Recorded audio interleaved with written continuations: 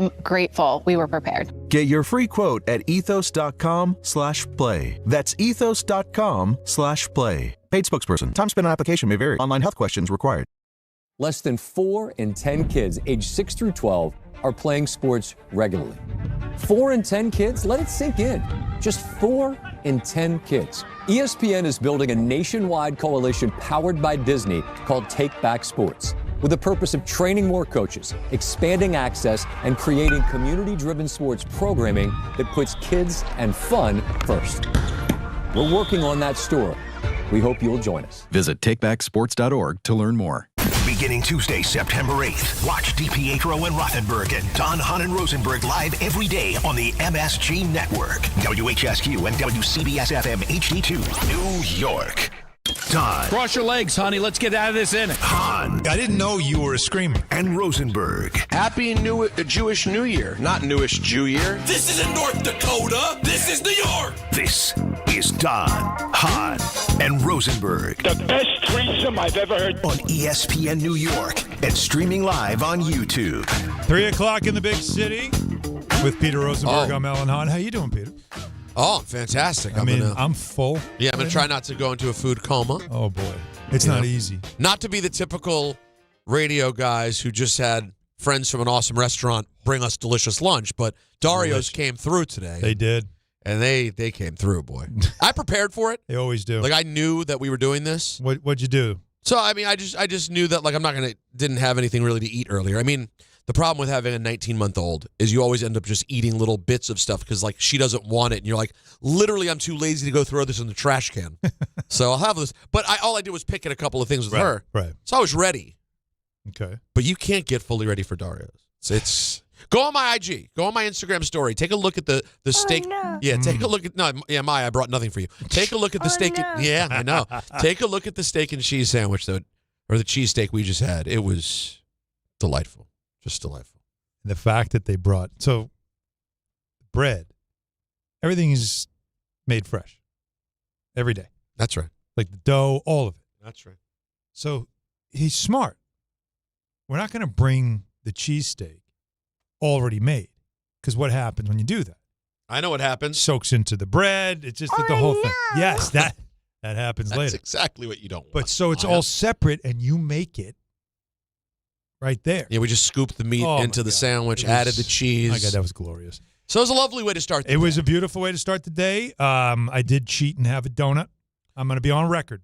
So wait, why do you only consider the donut cheating and not the delicious? Because it's protein. Because there's protein in the cheese. The donut, there's no redeeming value at all. Just delicious. Really, honestly, yuca, that might be in the negatives. Although but they make it with sourdough though, so there's a little bit of a health benefit. Well, there. the hero. No, I think the donuts are made with sourdough. Somehow. Donuts? I believe so. Unless they were ribbing me. I think they said the donuts are made with sourdough. So there's a little bit of health in there. Not even a cheat day. I might go have another. You know what? Help yourself. Yeah. We have a lot. I'll tell you what. Brownshire made his way over quick. America's Guest. America's Guest. You know that. America's Guest was there. That Gavone was waiting to go. It really is amazing. There's certain people. We all probably have these people in our lives that we just know that it's almost like there is a dinner bell that's like a dog whistle to everyone else. But to them, it's a dinner bell. It was. The minute you pop open Tupperware, the minute you if you pop a top, take the cork out of the wine bottle. Right? Hey, we having a drink? Right? They just, see, there he is, right in the door. It's like a dog whistle. Oh, I didn't know we were drinking. Oh, what are we doing? Oh, we got the door open again. There it is. Oh, we got some stuff.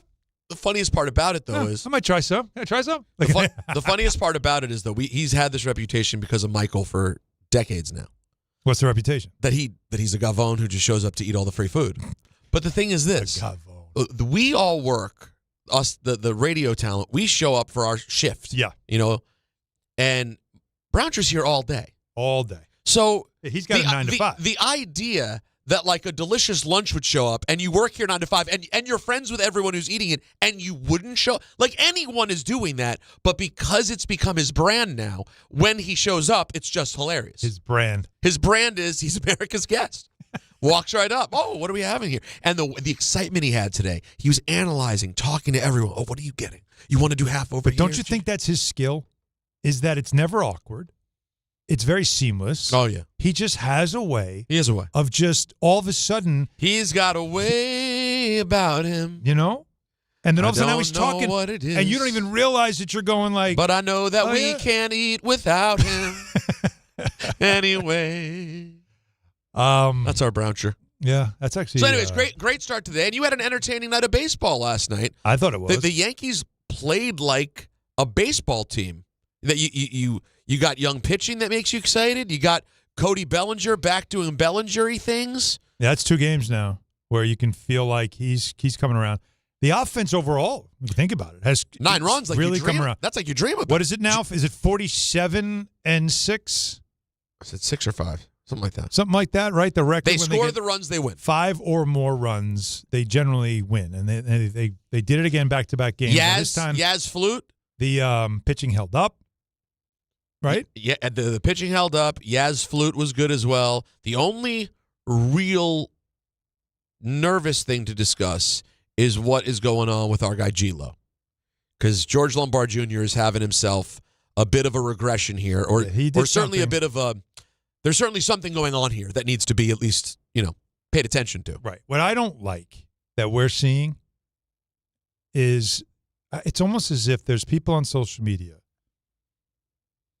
anything in life, I guess, like they can't wait for something bad to happen so they can jump on it and turn it into their own kind of they're excited crusade.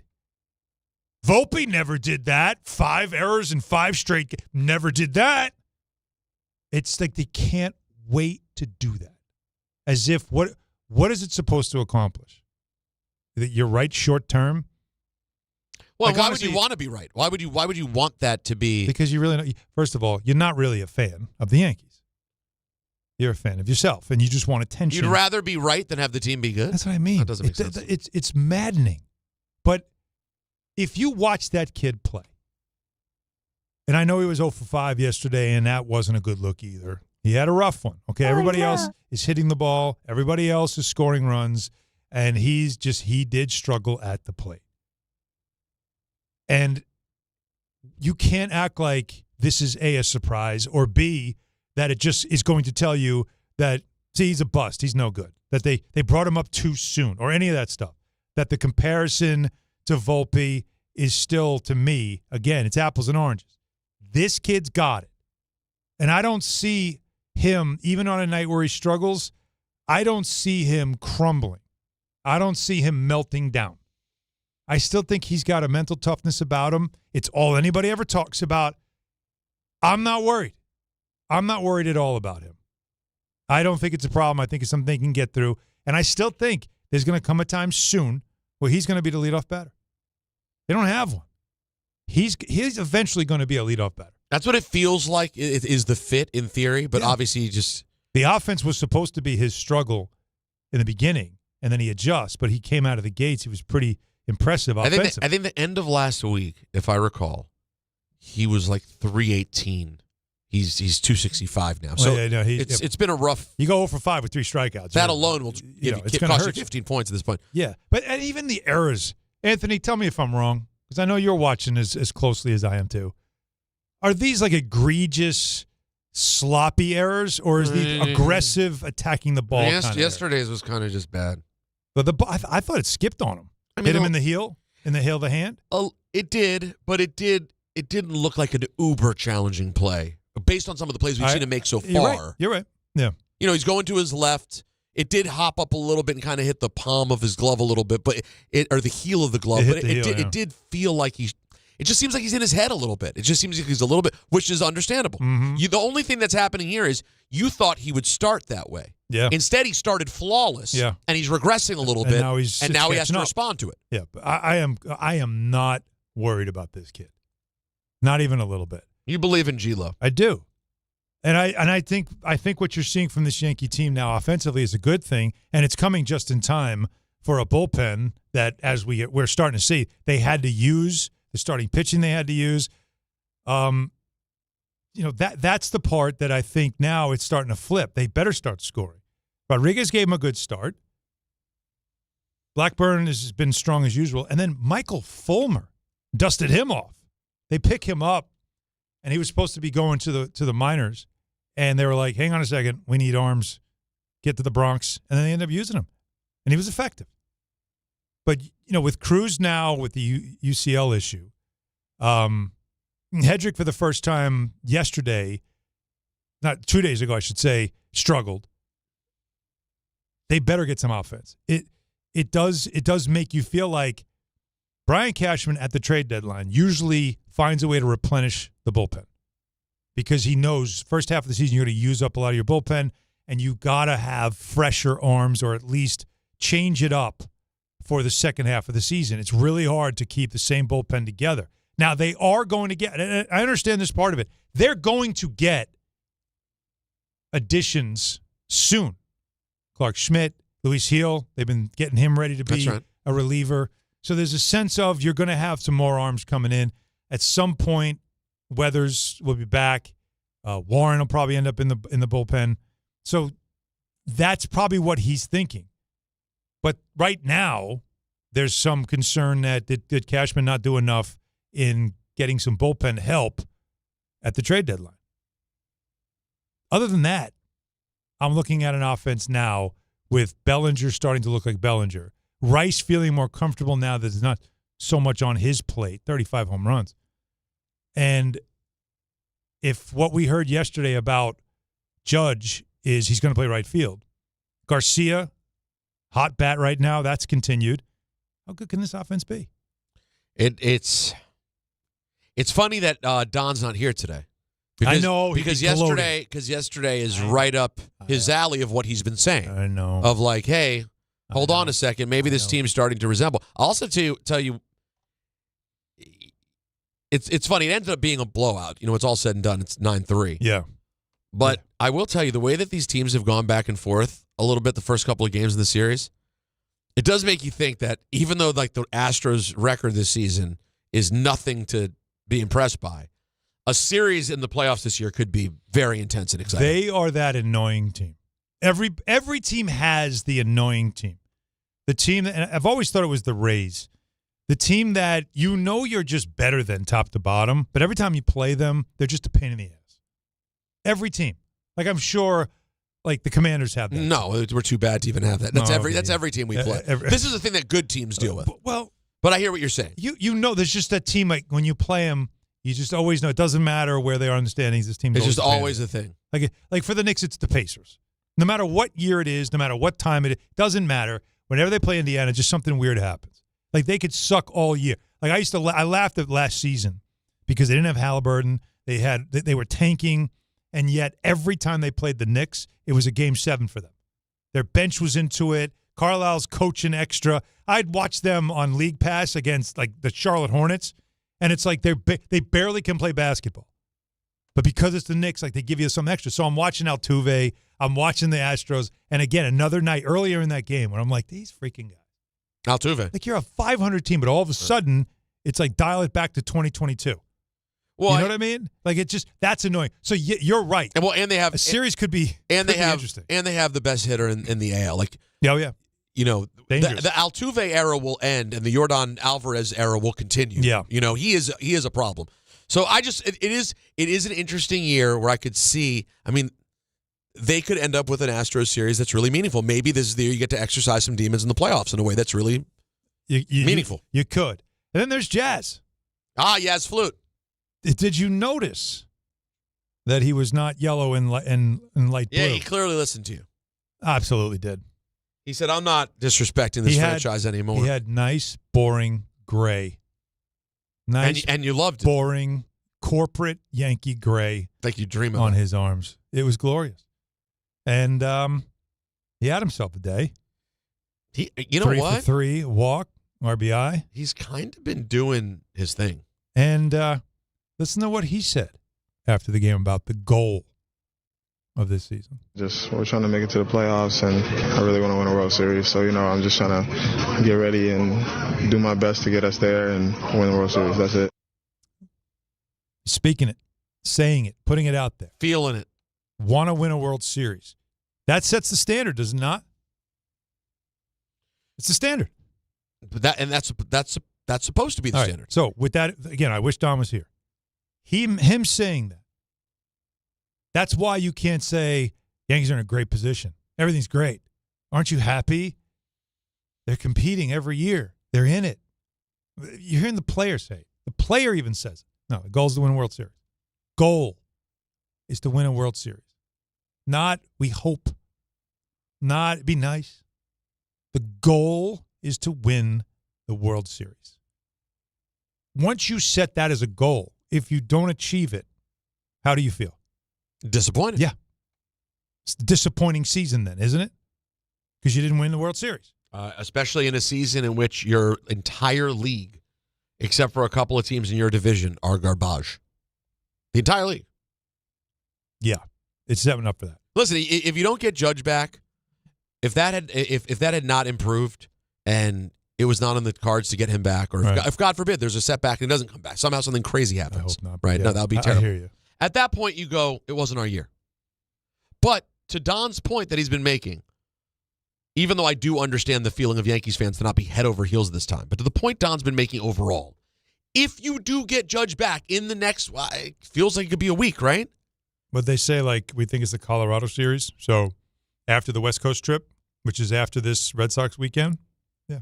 So about a week? About a week, 10 days, 2 weeks. So if you were to get him back September 10th. Yeah, 9th. Yeah. Something like that. If a few weeks left of the regular season, he's not wrong that you kind of have everybody right where you want him. You get Judge back with a few weeks before the playoffs to get comfortable. Feeling is Fried should be, he's throwing, so it's not like, he's going to be gone for long. The Weathers thing they're saying is not serious. Losing Cruz is that's a big hurt for the bullpen. But again, like we said, there's other people that are in the wings that they're kind of ramping up to be ready to play. Two guys that were former starters that I mentioned before, Schmidt, Heel, like that they are expecting to be able to slide into those spots. What would their rotation be tomorrow if the playoffs started? If everybody was healthy? Yes, assuming that everybody that's supposed to Cole, be healthy. Fried, Schlittler, Rodon. Okay. I mean, that's pretty strong. And then who would you have who's not in the rotation that you could move? You don't think Schlittler starts, by the way, Alan? You mean game one? Yeah. I think Cole's your game one, no? I don't think so. You don't think Cole's your tone setter? Schlittler could be your tone setter. Have you seen him lately, though? I'm worried about him with the miles that he's put on this year. He hasn't pitched this much in his life. I was at that Friday game. He didn't have his best stuff, but he pitched through it. Yes, he's tough. And by the way, as Peter would always say, good problem to have. You could go with any of the three you mentioned, put them in any order you want. One thing I know about Schlittler, too, is I can start him on the road, and even as a young kid, I'm not worried about him. Well, that's the other thing. His road splits are much better than his home splits this year. You know what I mean? But also, I mean, isn't it just given their position in the locker room? Isn't it just Cole because it is? That's why I'm surprised that Anthony said that. Yeah, it's going to be Cole no matter Michael what. said if it was him, and this was months ago, right? He'd start Schlittler. But because that is your guaranteed bona fide ace right now. But I'm not denying where he was. Right. I'm looking at where he is, and I don't. And wait, and in the playoffs. And I also you're trusting him heading into it. Like this is a different. Boston was a pretty hostile. It was home, of course, but that was a hostile, especially with all the start there. He was also really good in Toronto. Wasn't that in Toronto? Yeah, it wasn't his fault they lost that series. No, I don't know. Cole does not strike me as would take great to that. I'm not saying he'd say anything. I just feel like it wouldn't be the way. Unless you really think it's we don't actually think it's imperative. Do you? I mean. I don't think it matters, to be honest. Yeah, you're going to feel good starting Cole. One of them is going to be – both of them are fine. Well, I'll say this, and this seems to be most important for Cole. Creature of habit, he likes being on schedule. Right, that's so more whatever important than on anything. schedule is for him, and then we got to see that is probably what would be important, and we'll have to look at that down the road. Okay. And I think Fried is willing – not that Cole isn't willing, but I think Fried is more amicable to move around. I think Schlittler doesn't care. I'd rather have Fried on the road. Right? Or no. Fried's better at home, isn't he? I don't know what his home road splits are. I just think that when he's healthy, There's he's so much to keep up with. A lot. And then you've got and Peter, to answer your question, your fourth guy's probably Rodon. Yeah, that's what I said. And then everybody else is in the the bullpen. Weathers, and if you he have comes a back, bullpen Warren. of a lot of former starters, and as far as in their past, you would have 4 former starters to give you if you need it length out of the bullpen, or at least like a good matchup inning out of the bullpen. So there's, I probably why Cashman decided I don't need to give up any prospects. I don't need to do anything aggressive for bullpen arms because I think I've got them. They're just getting healthy, and they'll be available by the time, we're ready to play. I think that's probably what he's thinking. So right now they've got to get through this, which is, battling through a bullpen that for the last, not as bad last night, but 2 nights ago, that was out of character. That wasn't normal. Then you got this Red Sox series coming up. We'll talk about it more tomorrow, though, because they still have one more with the Astros, and you want to win this series. Speaking of Cole, he's on the mound tonight. You want to win that series. You got to get another series win in your pocket, and then you head into playing Boston with a chance to kind of pay them back. Because their whole run started back in June when they swept you. And this is your chance. Again, the whole rival thing and how much does it matter to you and all that stuff. You put them in the rear view for good. And now if you're in the wild card, at least if I'm in the wild card, I'm hosting it. And then all you do now, instead of worrying about Boston, is your eyes are set on the Rays. But there was something that was said yesterday that I thought it was – first it was suggested that it was reported by John Heyman. And then John Heyman quickly corrected it, or at least I don't know. Like he said, it's not. I wasn't reporting anything, and it's essentially that Brian Cashman will be signed to another extension after the season because I guess he's up, and I love this part, and he'll also get a raise. Yeah, I know that part hit. That's the part when you're a fan, you're just like, I don't need to hear that. Like the Rays did not hit at this moment, and he's going to get a raise. Oh, that's a good for him. Like, who cares? But the point I think Heyman was making, because there's been just so much fan angst about his perpetuation in the organization as like its leader and his system and his style of play and all the things that he believes in for the last 3 decades. And I think there's a lot of fans that are they just want a fresh approach. And Heyman's letting you know you're not getting it. So put all the pressure into this next 6 weeks as you already were planning on, because it's going to be running it back again next year. Yeah. But we've been saying that. I know. I was trying to figure out, though, as I was going through it, and you're on the outside of this, how am I supposed to feel about this? That's what I want to know. 800-919-3776, because it's like Don with Stearns, and me getting mad at him. Like, you're just accepting this. And he's like, because the owner's not getting rid of it, what am I supposed to do?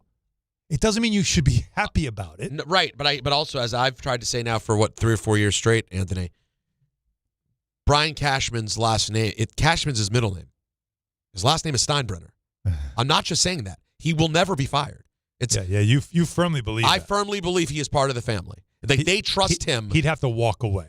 Correct. Like that. Otherwise, it's a family thing. We run this. He's like our brother who's also here. That's how I think they are. And they really believe. Which I don't, by the way, I admire it in some ways. But as a fan, there are things about it that are not ideal. Because it means that someone doesn't have the same standard to uphold as maybe other GMs in the division. Because he's there no matter what. But don't you also think that sometimes a fresh approach is needed? It's not necessarily that, hey, like you did a bad job. Like John Harbaugh, great example. Did he do a bad job in Baltimore? Or was it just 19 years? It's time for a fresh approach. It's time for a new voice. Mike Tomlin in Pittsburgh. Was he a bad coach? Never a losing season.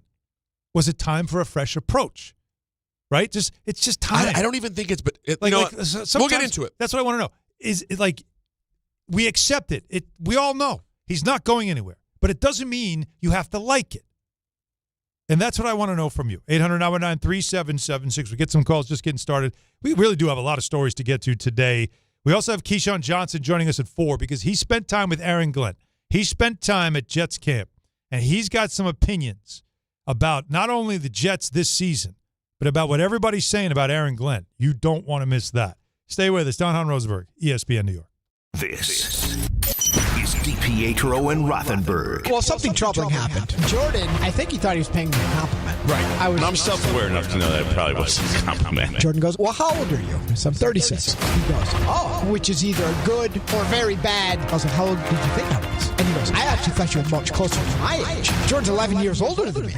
This is DiPietro and Rothenberg. Gotta like that I'm honest, though. Yeah. No pandering. Morning Start with DiPietro and Rothenberg. Weekdays from 6 to 10 on ESPN New York and streaming live on YouTube. When care matters most, experience matters more. The Allure Group is redefining rehabilitation and long-term care across New York with 6 convenient locations. Their expert clinicians create personalized care plans to help you recover, rebuild, and get back to what matters most. From short-term rehab to long-term care, Allure is committed to comfort, dignity, and results. To learn more, visit allurecare.com. The Allure Group, where care meets compassion. 1-877 Cars for Kids. KARS Cars for Kids. 1-877 Cars for Kids. Donate your car today. 1-877 Cars for Kids. KARS Cars for Kids. 1-877 Cars for Kids. Donate your car today. Ready to get rid of that old car? Donate it to Cars for Kids. Call 877-CARS-4-KIDS to speak to a friendly live agent. Donation is super easy, and your car can be picked up as soon as tomorrow. Go to carsforkids.org now, or call 877-CARS-4-KIDS to donate your car today. 1-877 Cars for Kids. KARS Cars for Kids. 1-877 Cars for Kids. Donate your car today. Did you know you can donate real estate too? Go to carsforkids.org. That's cars with a K. Monkey Sports, built by players for players, is your one-stop shop for hockey, baseball, lacrosse, and more. Find top-name equipment and expert in-store services like sharpening, break-ins, and relacing. Shop in-store at Monkey Sports in Farmingdale or Woodbridge, or online for all the top brands. Whatever your sports, Monkey Sports gets you game ready fast. Monkey Sports, where athletes shop. Hey, New York and New Jersey, Boost Mobile has an unlimited talk, text, and data plan that's only $25 a month forever, meaning you'll only ever pay $25 a month for the rest of your life. Who wouldn't want unlimited wireless when it only costs $25 a month forever? If you don't, you must be one of those people who enjoy overpaying for their phone plan. $25 a month forever is truly as good as it gets, so go online and switch now at boostmobile.com. After 30 gigabytes, customers may experience slower speeds. Customers will pay $25 a month as long as they remain active on the Boost Mobile Unlimited plan. Hi, this is Don LaGreca. Just like the New Jersey Devils bring intensity on the ice, Viking Pest Control brings the same level of protection to your home. And I know because I use Viking at my own place. The season may be over, but pests are always in play. So it's time to lock in your off-season defense. As the pest control provider and proud partner of the Devils, Viking delivers 45 years of trusted experience to keep ants, cockroaches, stinging insects, rodents, mosquitoes, and more out of your zone. And when you bundle pest control mosquito services, you score big savings. One call, one company, total peace of mind. Visit VikingPest.com, protecting your home inside and out. Now let's take a look at the traffic with Brandy Scott. Hey there, guys. Good afternoon. Already not an easy ride out there on the roads with the rough weather that made its way through. We're going to start off in Queens. Jackie Robinson eastbound, jammed approaching Metropolitan Avenue. Crash in the right lane, been out there for a while. You're solid there and backed up to Cypress Hill Street. Heaviest slowdowns to the outbound George, Cross Bronx westbound, packed from White Plains Road on through. Inbound George, not too bad for both the upper and lower decks. Outbound Lincoln and Holland tunnels are only about 10 to 15 minutes each. 80 eastbound at a standstill in Jersey over by exit 42 for 202 in Parsippany. Collision with a car off the roadway. You're stopped from 46 in Denville. This report is sponsored by RockAuto.com. A bent tire rod can quickly bring a drive to a halt. For the parts needed to get back on the road, visit RockAuto.com. Find a wide selection of quality parts at reliably low prices. I'm Brandy Scott on 880 ESPN New York. The IRS finally caught up with Louie. I hadn't paid my taxes in 8 years. I owed the IRS a lot of money. Louie was in deep trouble. We're going to take your house, put a lien on your bank account, garnish your pay. They don't care. They're going to take your paycheck. Louis found out about Optima Tax Relief, the leading tax resolution firm. A-plus rated by the Better Business Bureau, they've resolved over $3 billion for their clients. Optima Tax, they help me. They calm me down. They make me feel comfortable, and I trust them. Louis has a lot to be thankful for. I don't owe the IRS anymore, and I'm able to live a comfortable life, a lot better life. It was because of Optima Tax. For tax help you can trust, call Optima now for a free consultation. Take it from Louis. If you owe the IRS, don't go it alone. Give Optima Tax a call. They can help you. Call 800-480-6932. 800-480-6932. 800-480-6932. Optima Tax Relief. Testimonial from an actual client. Some restrictions apply. For complete details, please visit OptimaTaxRelief.com.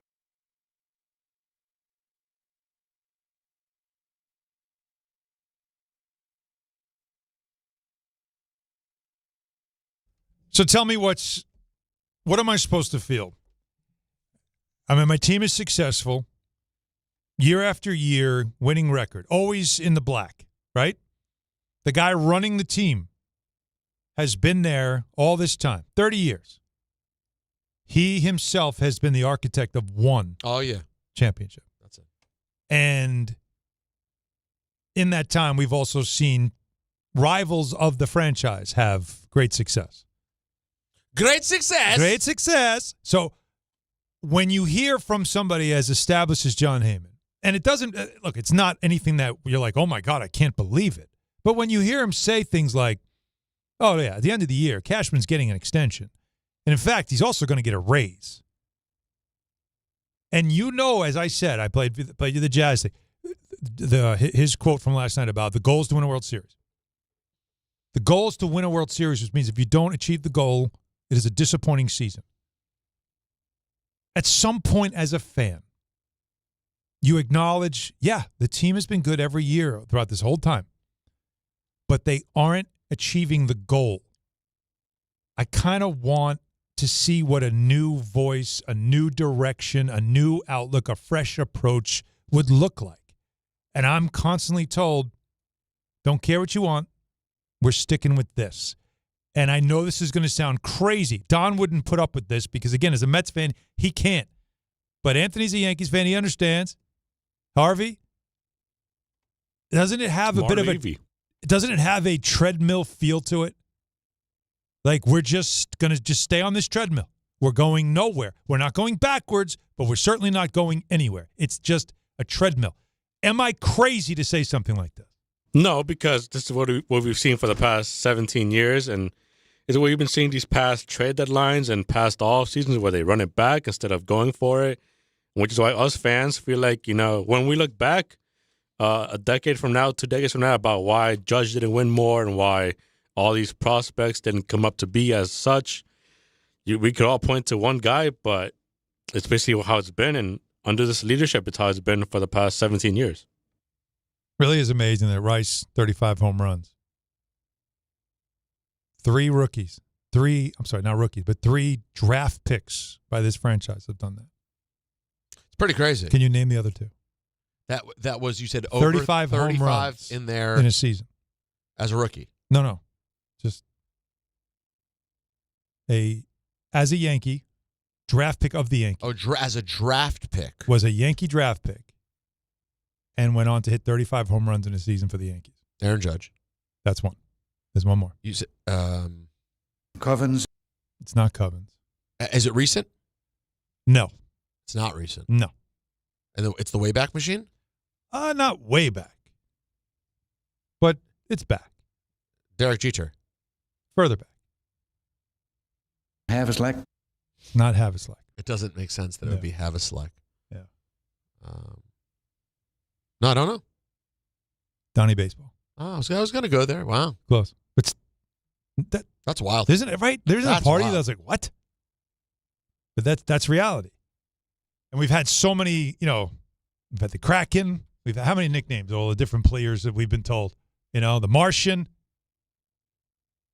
I mean, we've had all these guys. They can't do it. We got a guy named Ben Rice from Boston. That's the guy that does it. But that is promising, though, also. It is very promising. And when you think about all the storylines of this season, yeah, many of which are negative, Think about how big the positive is of Ben Rice. Many of negative? I don't know if this season's many negative, but I get what you're saying. I mean, the Rice thing has been a great The headlines have not been great. I think there's just continues to be this frustration of, like I said, I'll put it like this. The treadmill, it's just what it starts to feel like. Benny Boy Rice, number 22. The same voice, the same approach, the same idea. This is how we're doing it. And they can't argue with the fact that they finish in the black every year. But do they achieve the goal? No. And we're never going to say, let's try a different approach. And the one time we were all screaming about it was 82 and 80, and they vowed we're going to we're going to look into everything we do. Right? That's what they did. I remember. We're going to bring in,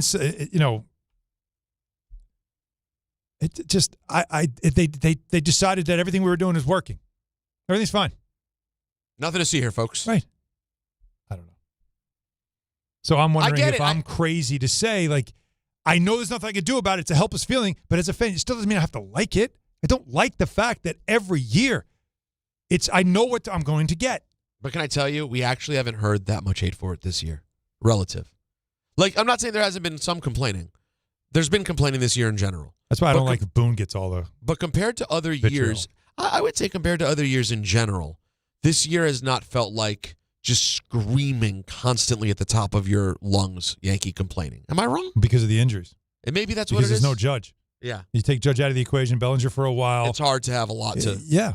The pitching has been good, which is usually the source of complaining. Yeah. A really the fact easy that, one. The Sonny Grays and all that, right? The Frankie Montas has come through, and you're like, this guy's a bum. What are we doing? Right? But because the Fried thing ended up working out, and for a minute you had a rotation that looked like it could be special. And now you're just hoping if they're all healthy by the playoffs, starting pitching should not be a concern. And it had been in the past. But now it's the offense and getting healthy. But you said it. With what the unknown on the other side of this season leads me to believe that there's extra pressure on win now. I really do. I think it should be ramped up. I don't think it's ramped up enough. Jazz spoke it last night. Goals to win a World Series. I want to win a World Series.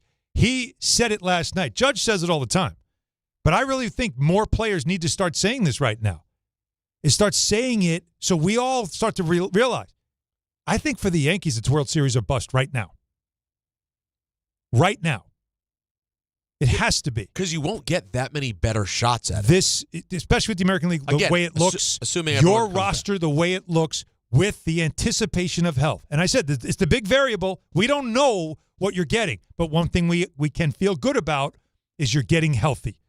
We know Fried will be back. We know Weathers will be back. We know Bellinger is back. We know Judge is getting closer and closer, and there is a strong indication that he will be back before the end of the season to at least get some regular season swings in before the playoffs begin. But when they play their first playoff game, postseason game, whether it's a wild card round or whether they do get to the division somehow, some way, I think it really does start to feel like. If not now, then when? Yes. Because you're in the middle. Listen, guys, I mean, even in the best case scenario, even if Aaron Judge had not spent most of the season 3 months, yeah, it still could have been this was the last year on sort of the upswing and it was going to start tilting the other way next year. That just makes sense on paper looking at his age. We're there. Yep. It's now-ish. Yeah. Right? No matter how you cut it. Mm-hmm. And Cole and Fried getting older. Look at the ages across the end of Stanton, and now maybe we'll never see him at all. This era of the team, this is a pivotal time. And then on top of that, you have an entire league that's wide open for you. So when are you going to get a much better shot? By the way, and the Dodgers have had their issues in the second half of the season. You're not 1,000% sure of what you're going to get if you get there. So it's not a bad take by you that this could be the feeling of, if we're not getting it now, when are we getting it? Yeah. With an uncertainty of the system going forward. Oh, by the way, there may not be baseball next year. Well, so Aaron Judge may age a year playing no baseball. Or you might have like half a season, which is always a mess. You never know what you're getting with that. So there's a lot of uncertainty next year. And if you have an uncertain year in the middle, then you get over that hump to the next year after that. Now, we're talking 2 years from now all of a sudden. Think about it. The the next full October, when it's full season October, couldn't be 2028. That could be a whole different world, guys. You know what I mean? Different life. So that's why there definitely is this clear urgency for it. And I'm glad Jazz said it, because I do think that the players need to start speaking this, and maybe they will once we get into September. Maybe they will once guys start to get healthy and they're around. But there's just this clear indication, and when the offense starts to turn around like it has these last couple of games, and again, the Astros, one of their biggest issues has been the bullpen. They have been bad. The Yankees beat up on it for the last 2 games. They split. Got to win tonight so you can get the series. Then you got a big series with Boston. You got another statement kind of series with them. But it doesn't mean that, as you know, hearing Cashman's not going anywhere. There's no major changes coming. We know all this. But with uncertainty about baseball next year and the way things are setting up, like Don said, you're in a great spot. I don't know if I'm saying great spot, but they are in probably the best opportunity since they were in the World Series 2 years ago. This is the best opportunity for them to make a run. Can they do it? Do they have it in them? And can this finally be the year? And if they do win it, do we all back off Cashman now? Can he get that lifetime contract and no one will bat an eye? Because this stuff that Heyman said, it still frustrated the fan base. It annoyed the fan base. And he had to correct whoever used it and said that he was reporting. He said, I'm not reporting anything. But we all know with John Heyman, it's informed speculation. He's just dialed in as anybody. And so if that's what he knows, we all know too, this guy's not going anywhere. His style, the way he wants to play, the way he runs this franchise, he is going nowhere. This is what you're going to get year in and year out. But at some point, it's got to cash in. No pun intended. Cashman, you know cash what I mean? in. I see what you're saying. There you go. Yeah. A little creativity for you. But at some point, it's got to. He's got to hit. And this year. This would be the one. Especially, and so there's going to be such intrigue. Bellinger obviously shows up, immediately looks like Bellinger. It took about a game, but yeah. If you get that from Judge, we're like within a game or two, he's already looking like Judge. And think about this. How do you not feel good? I don't know if you saw the Grisham misplay last night. Guys struggling. If they have an outfield where you put Spencer Jones at center, Bellinger at left, Judge at right, not only do you have 3 guys that can play the outfield pretty well with good arms, you got 3 guys that can absolutely mash in the lineup. Like, that's also going to be a tough decision for Boone, because he trusts veterans, and they claim Grisham is a leadoff hitter. I don't think he is, but they claim he is. They've been using him as such. But reality is are you a better defense with Spencer Jones, despite his age, as a center fielder? Like, does that make you better? And isn't that the way you're supposed to play? What is the best for us? Not, worry about veterans and all that stuff. No. What's best for you? Because the way Spencer Jones is at the plate right now and his defense tells me he should be the starting center fielder once Judge gets back and is playing. There's a lot of things to watch. A lot. But suddenly there's depth with this team. And the anticipation looking forward. And Don keeps telling me, live in the now. Be happy right now. Just enjoy the games now. Stop looking ahead. We don't do that. Although it sounds like in this moment you're actually feeling pretty good. So I like what I've seen. But I also am concerned going forward, because this now has that feel of what you just said. If not now, when? 800-919-3776. We'll get some calls going here. Also, by the way, Keyshawn Johnson going to join us at 4, because he spent some time with Aaron Glenn, his former teammate, his good friend, and, of course, his former team, the Jets. And wait till you hear what Key has to say about all you Glenn haters and what he told Aaron Glenn to do last year. That's coming up at 4. Stay with us. Don, Hahn, Rosenberg, ESPN New York. ESPN New York and MSG Network are joining forces. Big news, Jazz hands. Start your mornings with DiPietro and Rothenberg, live on the MSG Network. Then stick around for Don, Hahn, and Rosenberg, live on MSG every afternoon. We are beyond excited to start simulcasting on MSG Networks. So think about this for a quick second. You got us in the morning 6 to 10. You got our afternoon show 3 to 7. And then right after that, you're talking Knicks, you're talking Rangers. Oh, yeah. You wake up, you pop it on again, and there we are. waiting for you. Good morning. ESPN New York and MSG Network, together like never before. It all starts Tuesday, September 8th.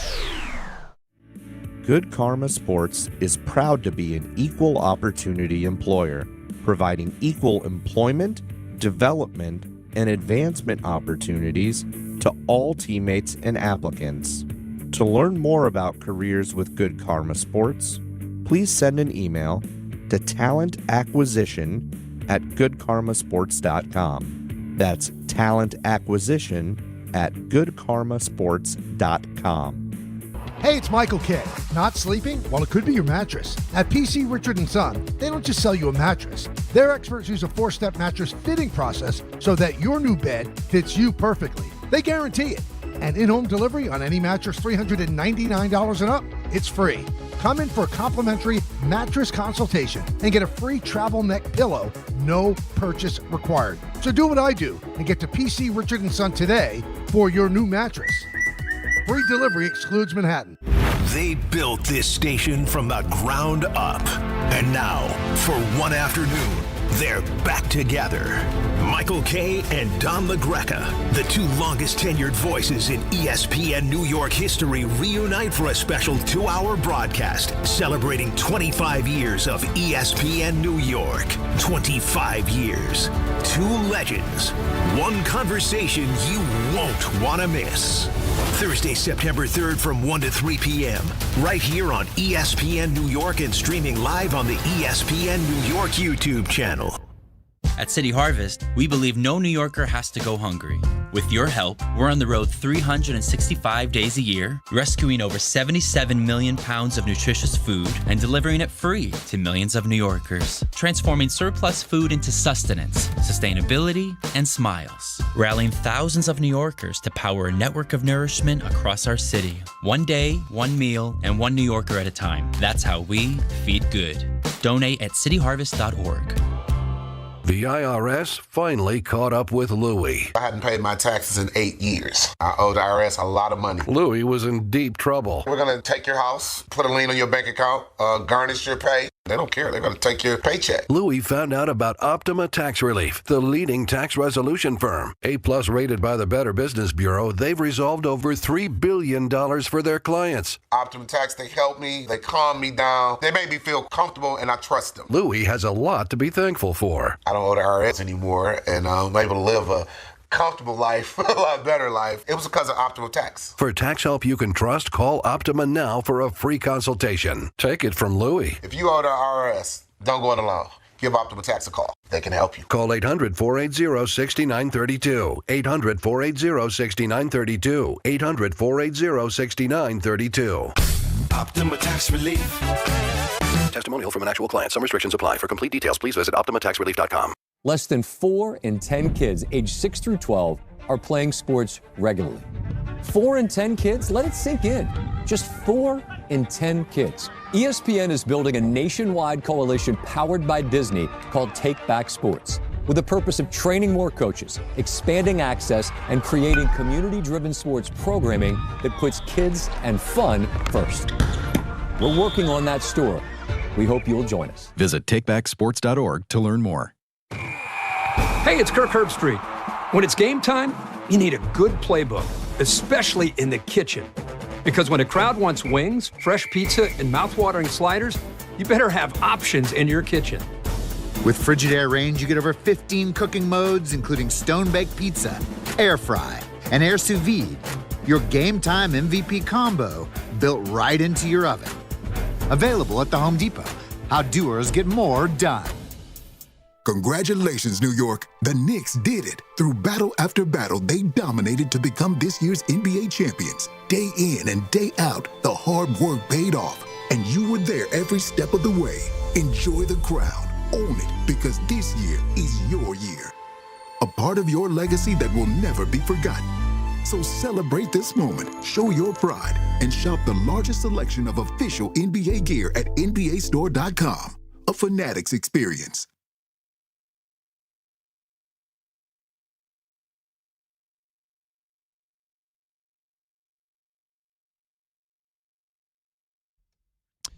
800-919-3776 on the Yankees, where they can win another series if they get the win tonight. Cole on the mound against the Astros, put them away and be done with them. And then, of course, you play the Red Sox in a series that's going to matter. I mean, there's a big series this weekend.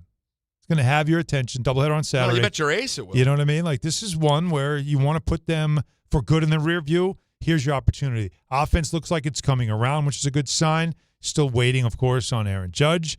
But the arms in the bullpen, losing Cruz is tough. That's the area you got to watch. Is the pitching going to still hold up as we get this late into a season? But there feels like as things start to come together, if Don wants to tell me you're in a great position, my response is, okay, then this feels like now or never.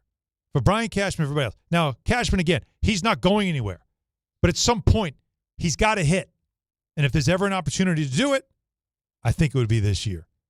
Let's go to Howard in Boston. Howard, what's happening? Hey, guys. Good afternoon. Hope all's well with you. I'm listening to this Yankees conversation, and maybe you guys are having some short-term memory loss. It sounds like you're talking about the Knicks, right? If not now, when? Should we run it back or not? If we're just healthy, listen to Chaz talk about the goal, what the Knicks did every single day, eye on the prize. It just feels, if anything's going to give you confidence, it feels like we're just 90 days past exactly what happened with the Knicks. That's all I wanted to share. Yeah, well, I mean, there's some comparison there, but there's also the difference. And the difference is the Knicks didn't have 20 years or 30 years of always being over 500. But they don't have – it's a different standard. What the Knicks were trying to do felt like – I mean, that felt like it's just almost an impossible dream. Winning a championship? Like, I still – honestly, Peter, I still sit there going, I can't believe they really did this. Like, opening night when the banner goes up, I'm just going to stare at it like, that's really real. This really did happen. So that was more surreal. The Yankees winning a World Series is not something that feels surreal. It's something that feels right. It was supposed to happen. And I know that might sound arrogant, but that's how you feel. It's supposed to happen. And this is going to have to be the year. But, I don't think we all know Cashman's not going anywhere. There are no changes to be made. The only change that could come is the way they can spend their money on the other side of collective bargaining. And that might change the way the Yankees can do their business, but I don't think it's going to change the style of play or the way they're going to do things. But the thing is, every year we go through this, but the fact of the matter is, hope springs eternal. The truth is the entire thing is going to be shaped over what happens over the next 6 weeks. So it's all because, Alan, they somehow turn around and win. Are you really going to have an appetite afterwards? Are you going to be aggressive like, hey, we won, but still, time to move on from Cashman? No. That's it. But you're signing up for another 15 years and saying, let's see what happens. Yeah, but you're fine with it. And you're fine with it because it finally hit. Because he stubbornly believes his way and the style and all that stuff. He stubbornly believes in it. And I don't know if he has not spent his money well. I will give credit where credit's due. Luis Garcia was a really good pickup. I mean, he really good pickup. He had another solid night last night. He's been really good. And he's going to be even better as the lineup gets healthy because there's just a lot of massive bats in that lineup. And he's going to be one of them. Massive bats, you said? Not massive bats is exactly what I said. Why? What? No. Oh, you like the way that sounded? I didn't say I liked the way it sounded. It just reminded me of hit dongs. Oh, that. How'd you know? What was it again? Hit dongs. That's right. That's what it reminded me of. Well, Yvonne Orgy. Yeah, that too. Yvonne Orgy. It sounds different when he says it when she says it. Yvonne Orgy. Hit dongs. And it is a tool. You put it all together. You got something. Now suddenly we're on a different conversation. The one thing that can't happen is I go full Ray Santiago. Yeah. Can't go. No one wants to go full Santiago. But he did, though. And he did. B. Dilly said there's a huge difference between players and fans. A player should have the mindset of World Series or bust every single day. Fans, while they should want the team to win, are not on the team. By definition, they're along for the ride and should enjoy the ride. No way. Never knew that. You didn't know that?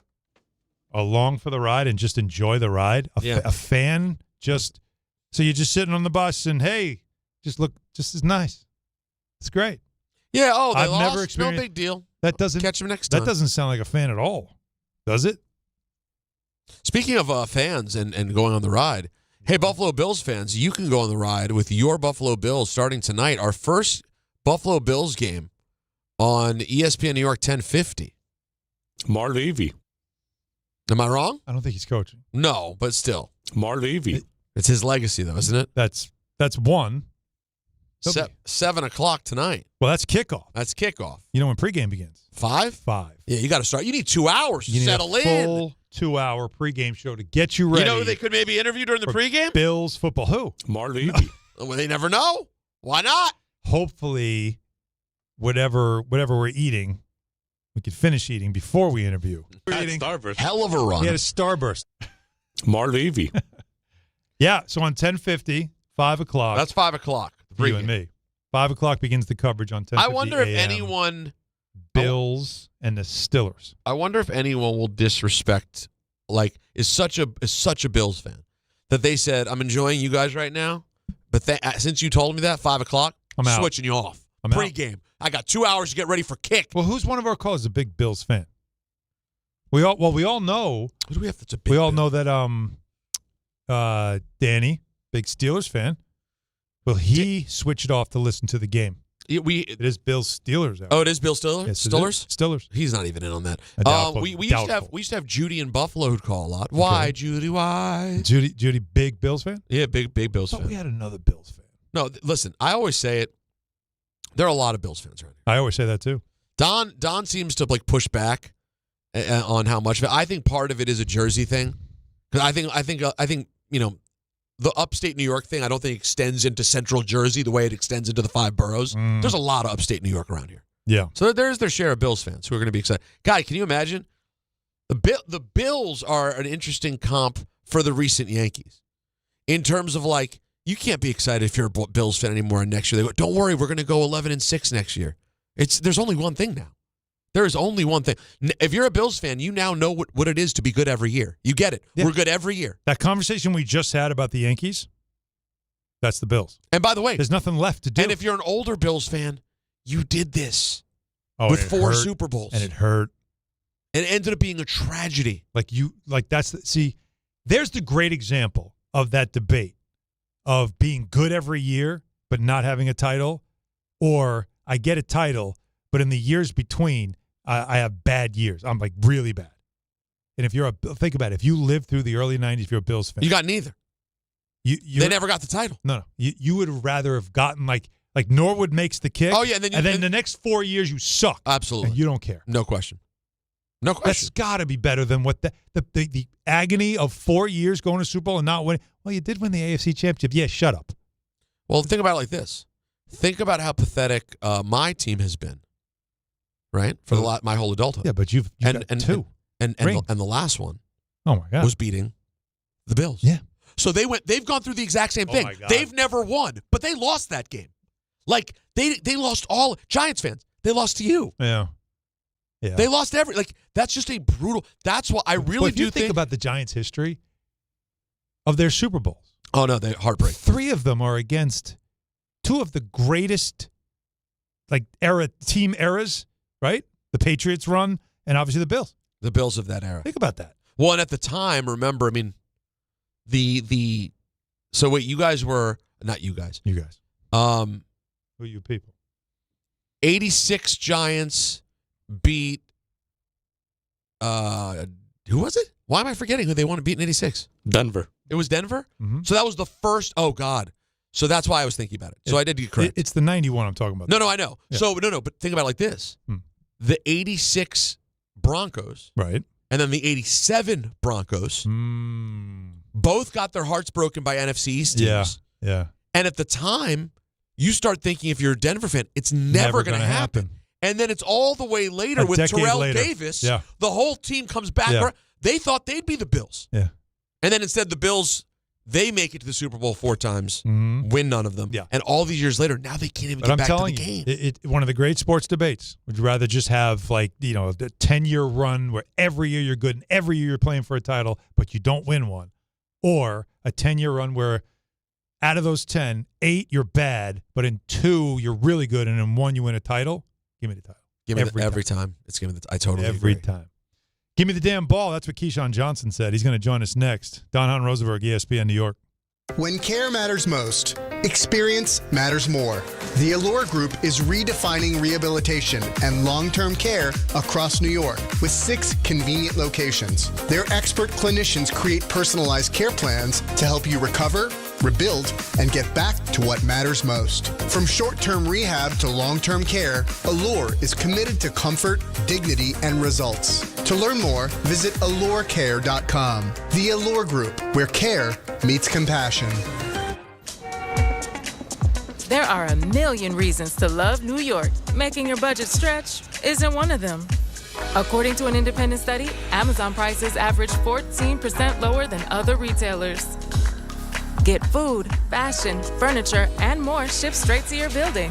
Plus, another study found Amazon Prescription Pass customers pay nearly 1/3 less out of pocket.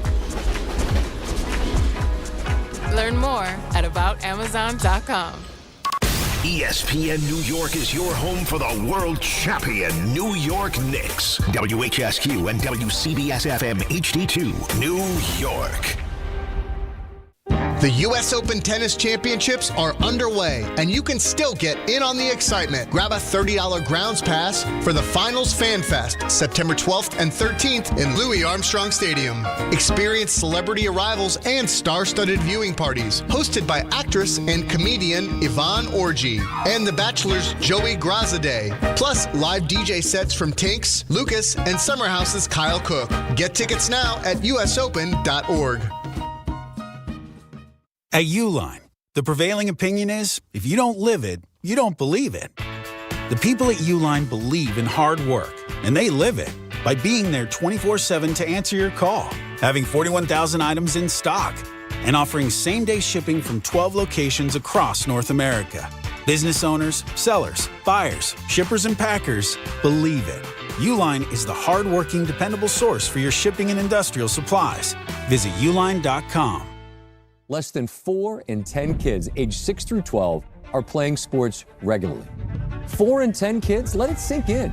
Just 4 in 10 kids. ESPN is building a nationwide coalition powered by Disney called Take Back Sports, with the purpose of training more coaches, expanding access, and creating community-driven sports programming that puts kids and fun first. We're working on that story. We hope you'll join us. Visit takebacksports.org to learn more.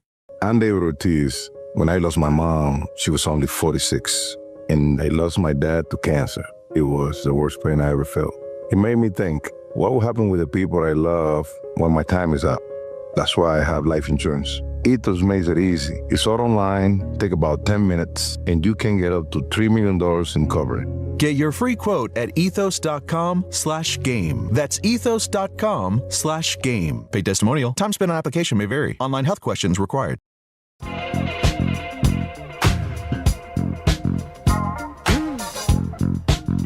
4:02 in the big city with Peter Rosenberg. I'm Alan Hahn. Don LaGreca off today. You bet your ace he is. Big week for Donnie next week. Big mistake. But yeah, big mistake for Don, though, today. Big mistake. With the Darios. He missed out. He made a mistake. Delicious lunch. Yeah. It was really good. You know what else he's missing out on? Donut's still up there? Maybe go back for a little.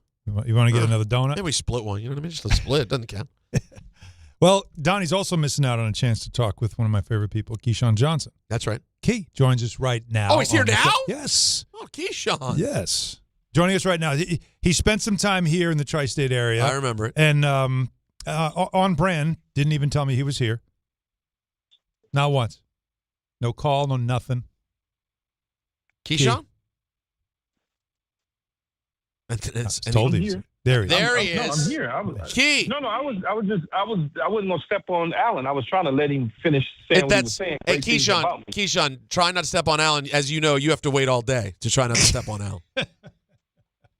Yeah. Yeah. Yeah, I mean, look, he's still he's still running in the middle of wherever the damn street was, Broadway or wherever the ticker tape parade was. He's still running down those streets. Yeah, Still running floating. in circles. I know. Still floating. You figure. I might as well get it all in now because I may not do this again for another 50 years. You know, like congratulations could be said in just one word instead of all that. I mean, you know how much we've all been through here.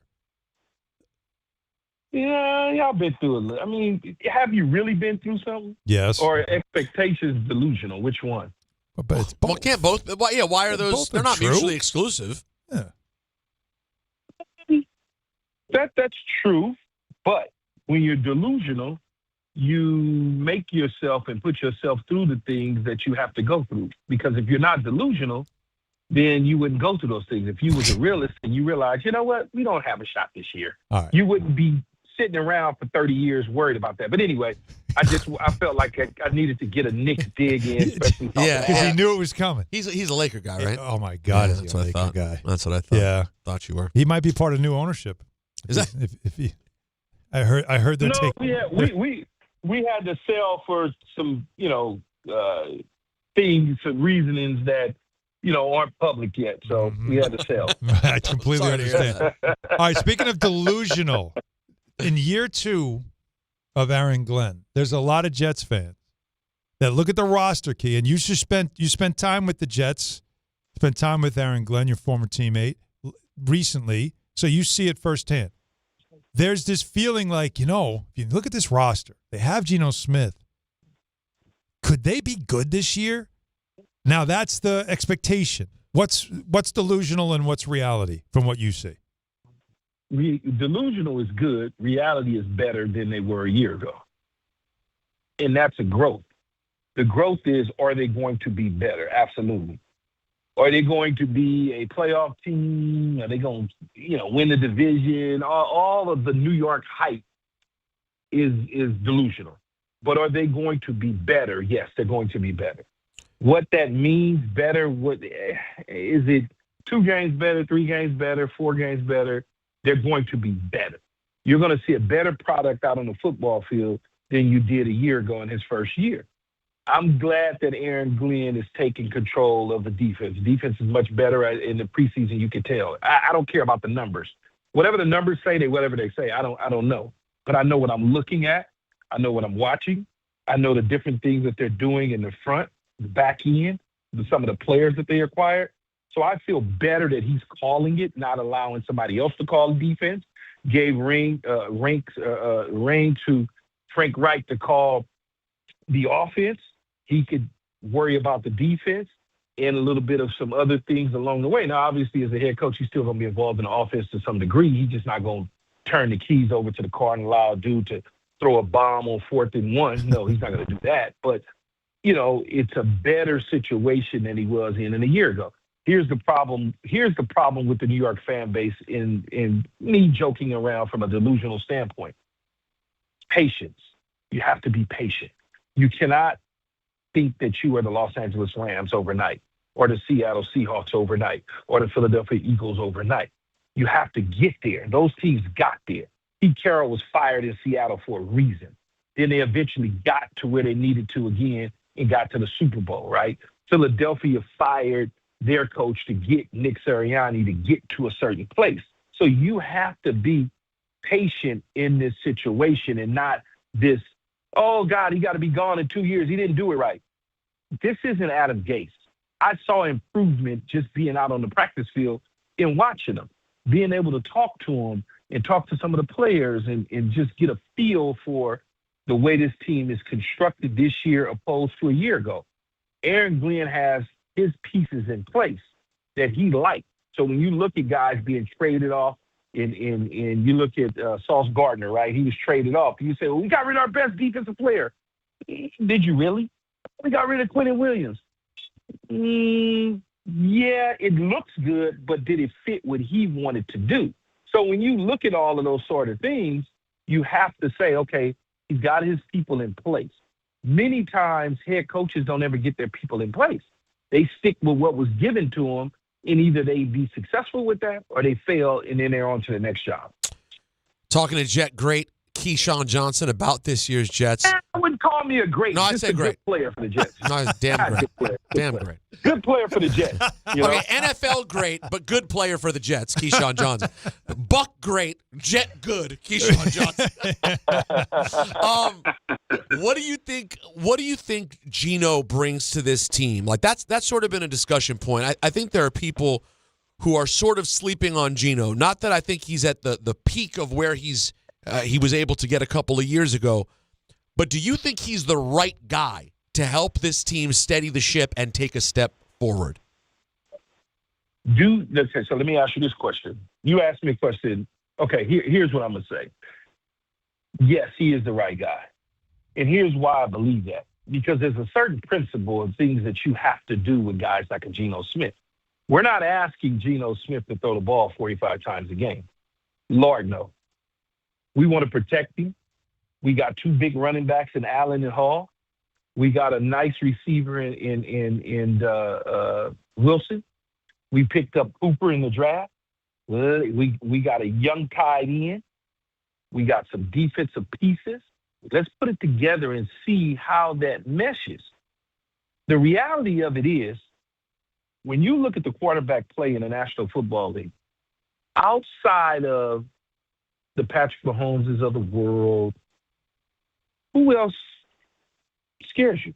Matthew Stafford. Yeah. He's won a Super Bowl. But who else scares you? Think about it. What is there? Okay. You've got five guys. You've got five, Key, right? Like you named two of them. Yeah, 5 guys. Josh You Allen, got 5. right? Joe Burrow, like that. I think that's the category. But here. Okay, you got that. But here's what I was going to say if I could have ever gotten there. New York radio hosts, they cut people off. I know. If I could have ever gotten there. It's like driving. You got on about 10. 5 guys though. No, the 10 to 4 or 5.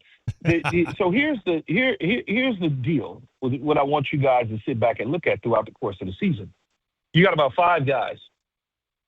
But out of those 5 guys, what has, outside of some special accolades, some accolades, I won MVP, what have they done different than Geno Smith? And this is reality. I'm giving you real damn football knowledge.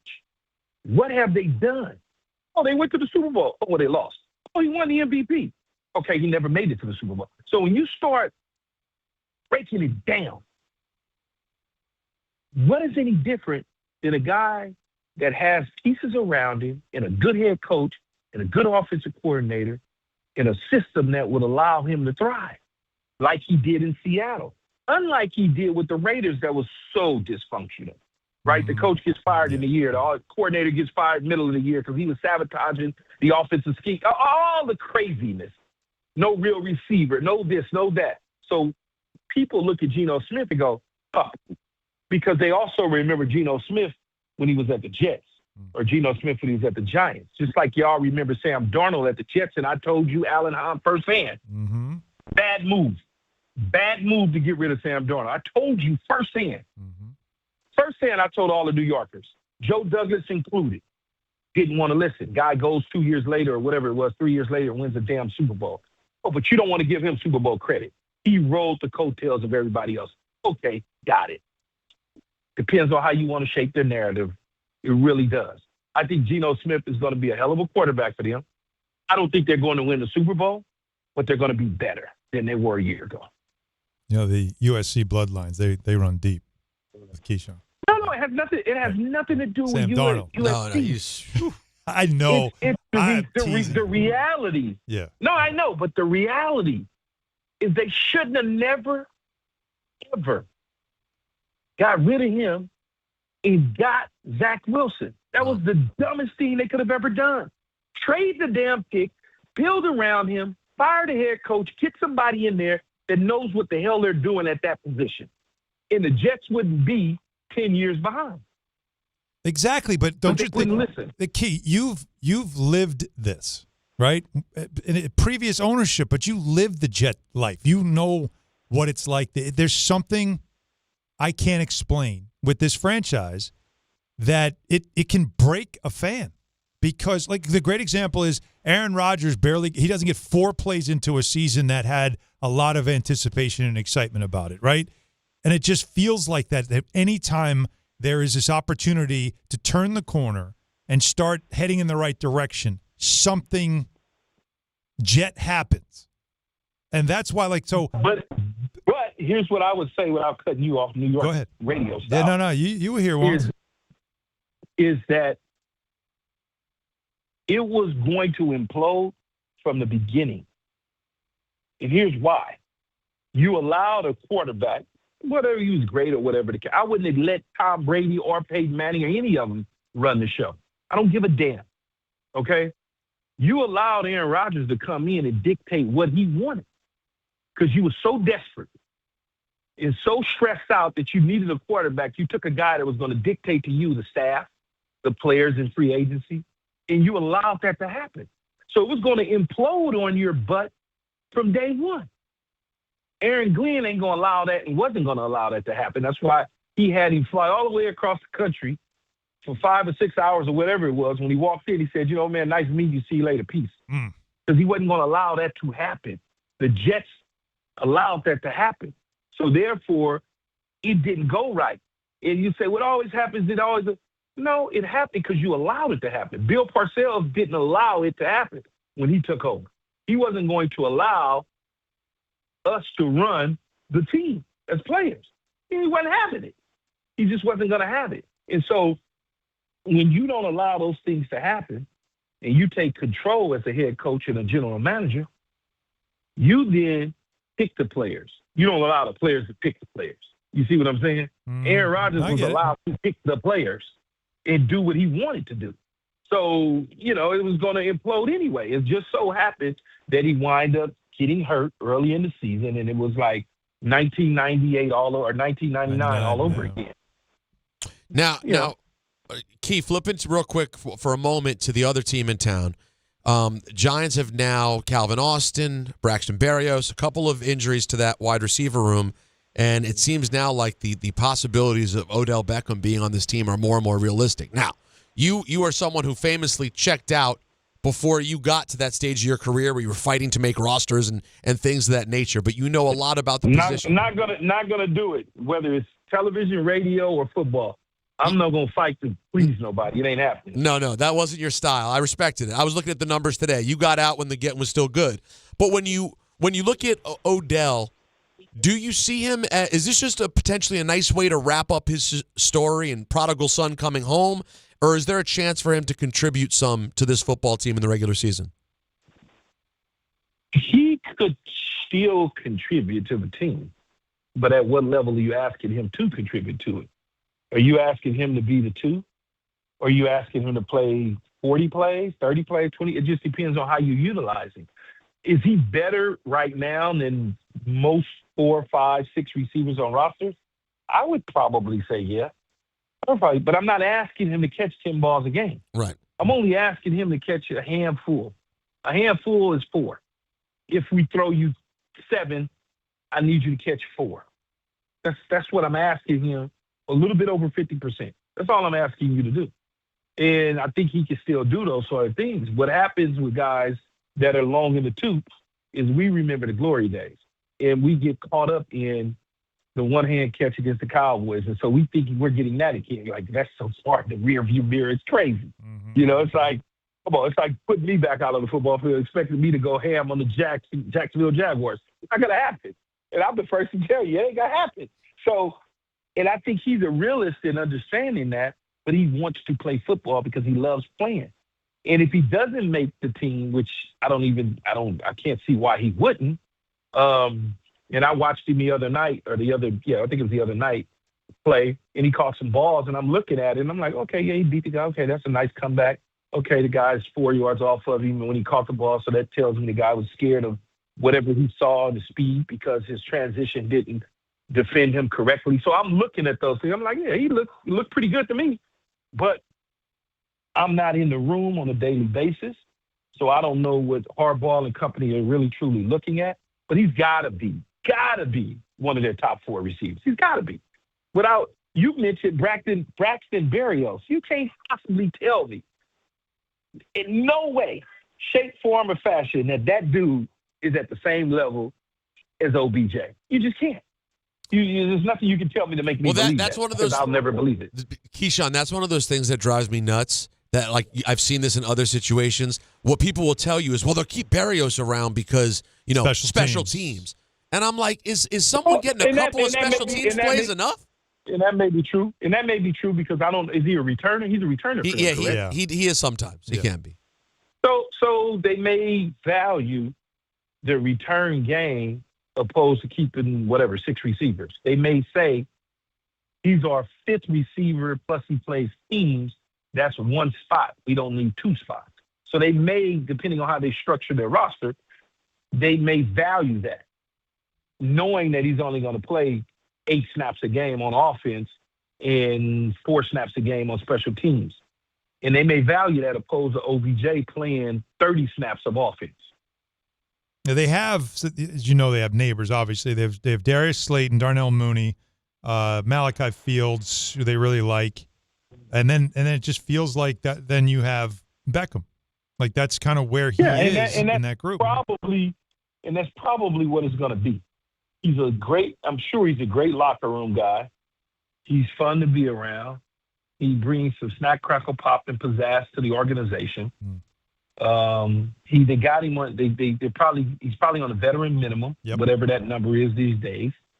So I could see where he could make the team. I can't see where he wouldn't make the team. Okay. Because think about it. Every team that he's been on, post-Giants years, he's made the team. Well, he made the team. And Harbaugh had him in Baltimore and liked him, and that's important too. Yeah, that's what I'm saying. So he made the teams when he was somewhat long in the tooth. Mm-hmm. And Peter, you mentioned numbers. I had some pretty damn good numbers, man. I was pretty. I don't gloat about my career, and the reason I don't is because I let people gloat it for me. I know how good I was, regardless of what people thought. I know I was an MF out on the football field. Yeah, I lived your career. I saw it. That I do know, and I only say this because my friends all get mad at me because I don't stand up for myself. But I told them in 2026, when we talk football and people talk about my career, I'm gonna stand up for myself. I'm not gonna sit back and just allow people to act like I just was a guy out there wearing a number. No, we're not gonna do that anymore. I'm tired of that. And my friends get so mad at me because they say, you should tell these, how people talk. Mm-hmm. They don't even understand the reason they wearing these single digits and these numbers that's low is because of you. They don't understand that. I say, man, I don't care about that. They say, no, man, you got to tell these dudes. They think they doing something. You was the first dude with swag. You was the one. I said, I know, I get it. It's like, man, please. And so I just want to tell you that, Peter, that, my numbers were what they were. But when I retired, my numbers were in the top 10 in every receiving category. Well, that was my point. Played 11 years. That was my point. Played 11 years. I played 11 years, Peter, with 18, 19 different quarterbacks throwing me the ball. Oh, I know. I never started a season where the starting quarterback started game 1 and ended game 16. That's never crazy. in my entire career. That's amazing. People don't know that because I don't never say anything about it. I just let people talk. Well, when I was looking today, he wasn't that good. Whatever. Well, before we had you on today, I was looking. And I said to Alan, because I know you guys are tight, and obviously I watched your whole career, so I remember pretty well. But I was a teenager at the beginning, but I remember it well. I said, man, this guy barely ever took a drop off. Yep. No, but you never had a drop off. I mean, even your last season, because obviously we're talking about these great wide receivers who are kind of fighting to hang on, and you just rolled out. You were still at the top of your game. Because the 70 receptions in Carolina in 2006. With Peter, with 3 different quarterbacks. You should see the list. And Steve Smith missed about 6 or 7 games, I believe, that year. So I didn't have a real guy opposite of me. But I don't gloat over it. I just laugh at people when they get to talking. Like, man, I had to tell Michael. Michael Irvin is one of my closest friends, and I was on this podcast about a month ago. Peter, you'll love this because you like to laugh. I told Michael Irvin, I said, Michael, in all due respect, you one of my favorite players. I idolized you growing up. But if I had Troy Aikman for 8 years, damn that. If I had Troy Aikman for 4 years in a row, imagine that. Just imagine that. Imagine had I been able to pick in free agency to pick, because I never really got to free agency but one time. Imagine if I had the opportunity to pick the team I wanted to go to, like a lot of guys do in professional sports. Imagine if I would have said in 1996, 97, 98, I'm going to the Dallas Cowboys. Michael Irvin, Keyshawn Johnson, Emmitt Smith, Novacek, Moose Johnson, Troy Aikman, Big E. Just imagine that. If I had done some of the things that guys get to do in basketball. Imagine that. Just imagine. And you know, we were talking about, and I told him, in all due respect, if I had a Troy Aikman for 4 years, we need him for 8. If I had Benny Testaverde post-1998, 99, 2000, 2001, imagine what those numbers would look like then. But I don't argue that. I laugh at the trolls that don't know it at all. That's just me. Well, did you know, Keyshawn, that you are – so next week we're celebrating 25 years of the station. Yep. And we've been going over Don LaGreca, our co-host, has been there the longest. He was the first voice on the station 25 years ago. And I bet this is that the guy who called the Yankee games? For yes? No, that's Michael Kay. That's Michael Kay. Oh, okay. No, I was watching it the other day. I was watching the Yankees. So Don was the other guy on our show. It used to be we used to have you on, me, Michael, and Don, and now the show is Alan, myself, and Don. So what you may not know is that we play these drops, you know, the mistakes we make and things we do on the air. There is an all-time Don mistake that came during a segment with you that you will never remember, but that we laugh at all the time. This was probably Stephon Diggs' first or second year. Oh, yeah. Or no, I guess it was when Stephon got traded. So a couple years into Stephon's career. And you were on the phone, and you don't notice, or you probably do notice, you correct Don, who accidentally refers to Stephon Diggs. Well, play it. As Tay Diggs. Here you go. Buffalo Bills went out and got who? Tay Diggs. Stephon Diggs. Because everybody. We've been playing that for a good 7 years. We all look the same. No. I knew you. It was the Diggs part. It was the Diggs part. It was the Diggs part. No. I'm not giving him that. Nope. I'm a race bait. I'm a race bait right now. You are the worst. We look. we all look the same. How you We are doing there? saving Hey, that Diggs. now. Can you believe all these years later we have a part 2 to this? Yeah, who knew? We have a part 2 drop to this now.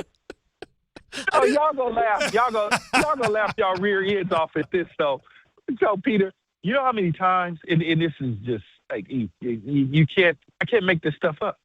I can go somewhere and somebody would be like, "We really enjoyed your career. I can't believe how amazing you all were." Oh no! You'd be like, "Well, he's Michael Jordan. I've gotten that one.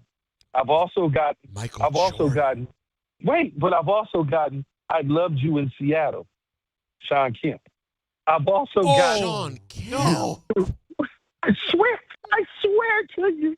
I'm not gonna be lying. I'm not gonna make this up. I've also got in the elevator. Oh gosh, I can't believe you guys won a championship last year. I'm like, and who you think I am? I'm a doctor. You know, I'm a neurosurgeon. I can't even spell neurosurgeon, but I'm a neurosurgeon. You know, that's the way. You know, that's the world we live in, baby. I'm not mad at him for thinking that Stephon Diggs is Tay Diggs. We all look the same, you know.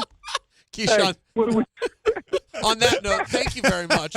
We appreciate your time. We are having you back. We are having you back when Don's here. Anytime, man. Anytime. You know, all you gotta do is call me, Alan. I'm there for you. I enjoy. I don't enjoy listening to the show because I'm on the West Coast now, but I've always enjoyed watching you chase the Knicks around town like you've never seen a championship win before. But I forgot you haven't, so oh well. Okay. All right. Thank you, Keyshawn. Thank you. Get out of here, you. The great Keyshawn Johnson, Love folks. him. I didn't think he'd go there. I love the guy. I really do. Buffalo Bills went out and got who? Tay Diggs.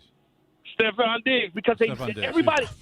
But the how best about part is hearing Don correct it under his breath afterwards. But how about the way he was actually Stephon Diggs? Like, instead of going, hey, Diggs, like he didn't overreact you know what? to it. He may not have even heard it. You didn't think he heard him? Maybe I thought he just no. Let me just get him maybe through he was this. just answering his own question. Buffalo Bills went out and got who? Tay Diggs. Stephon Diggs. Because everybody.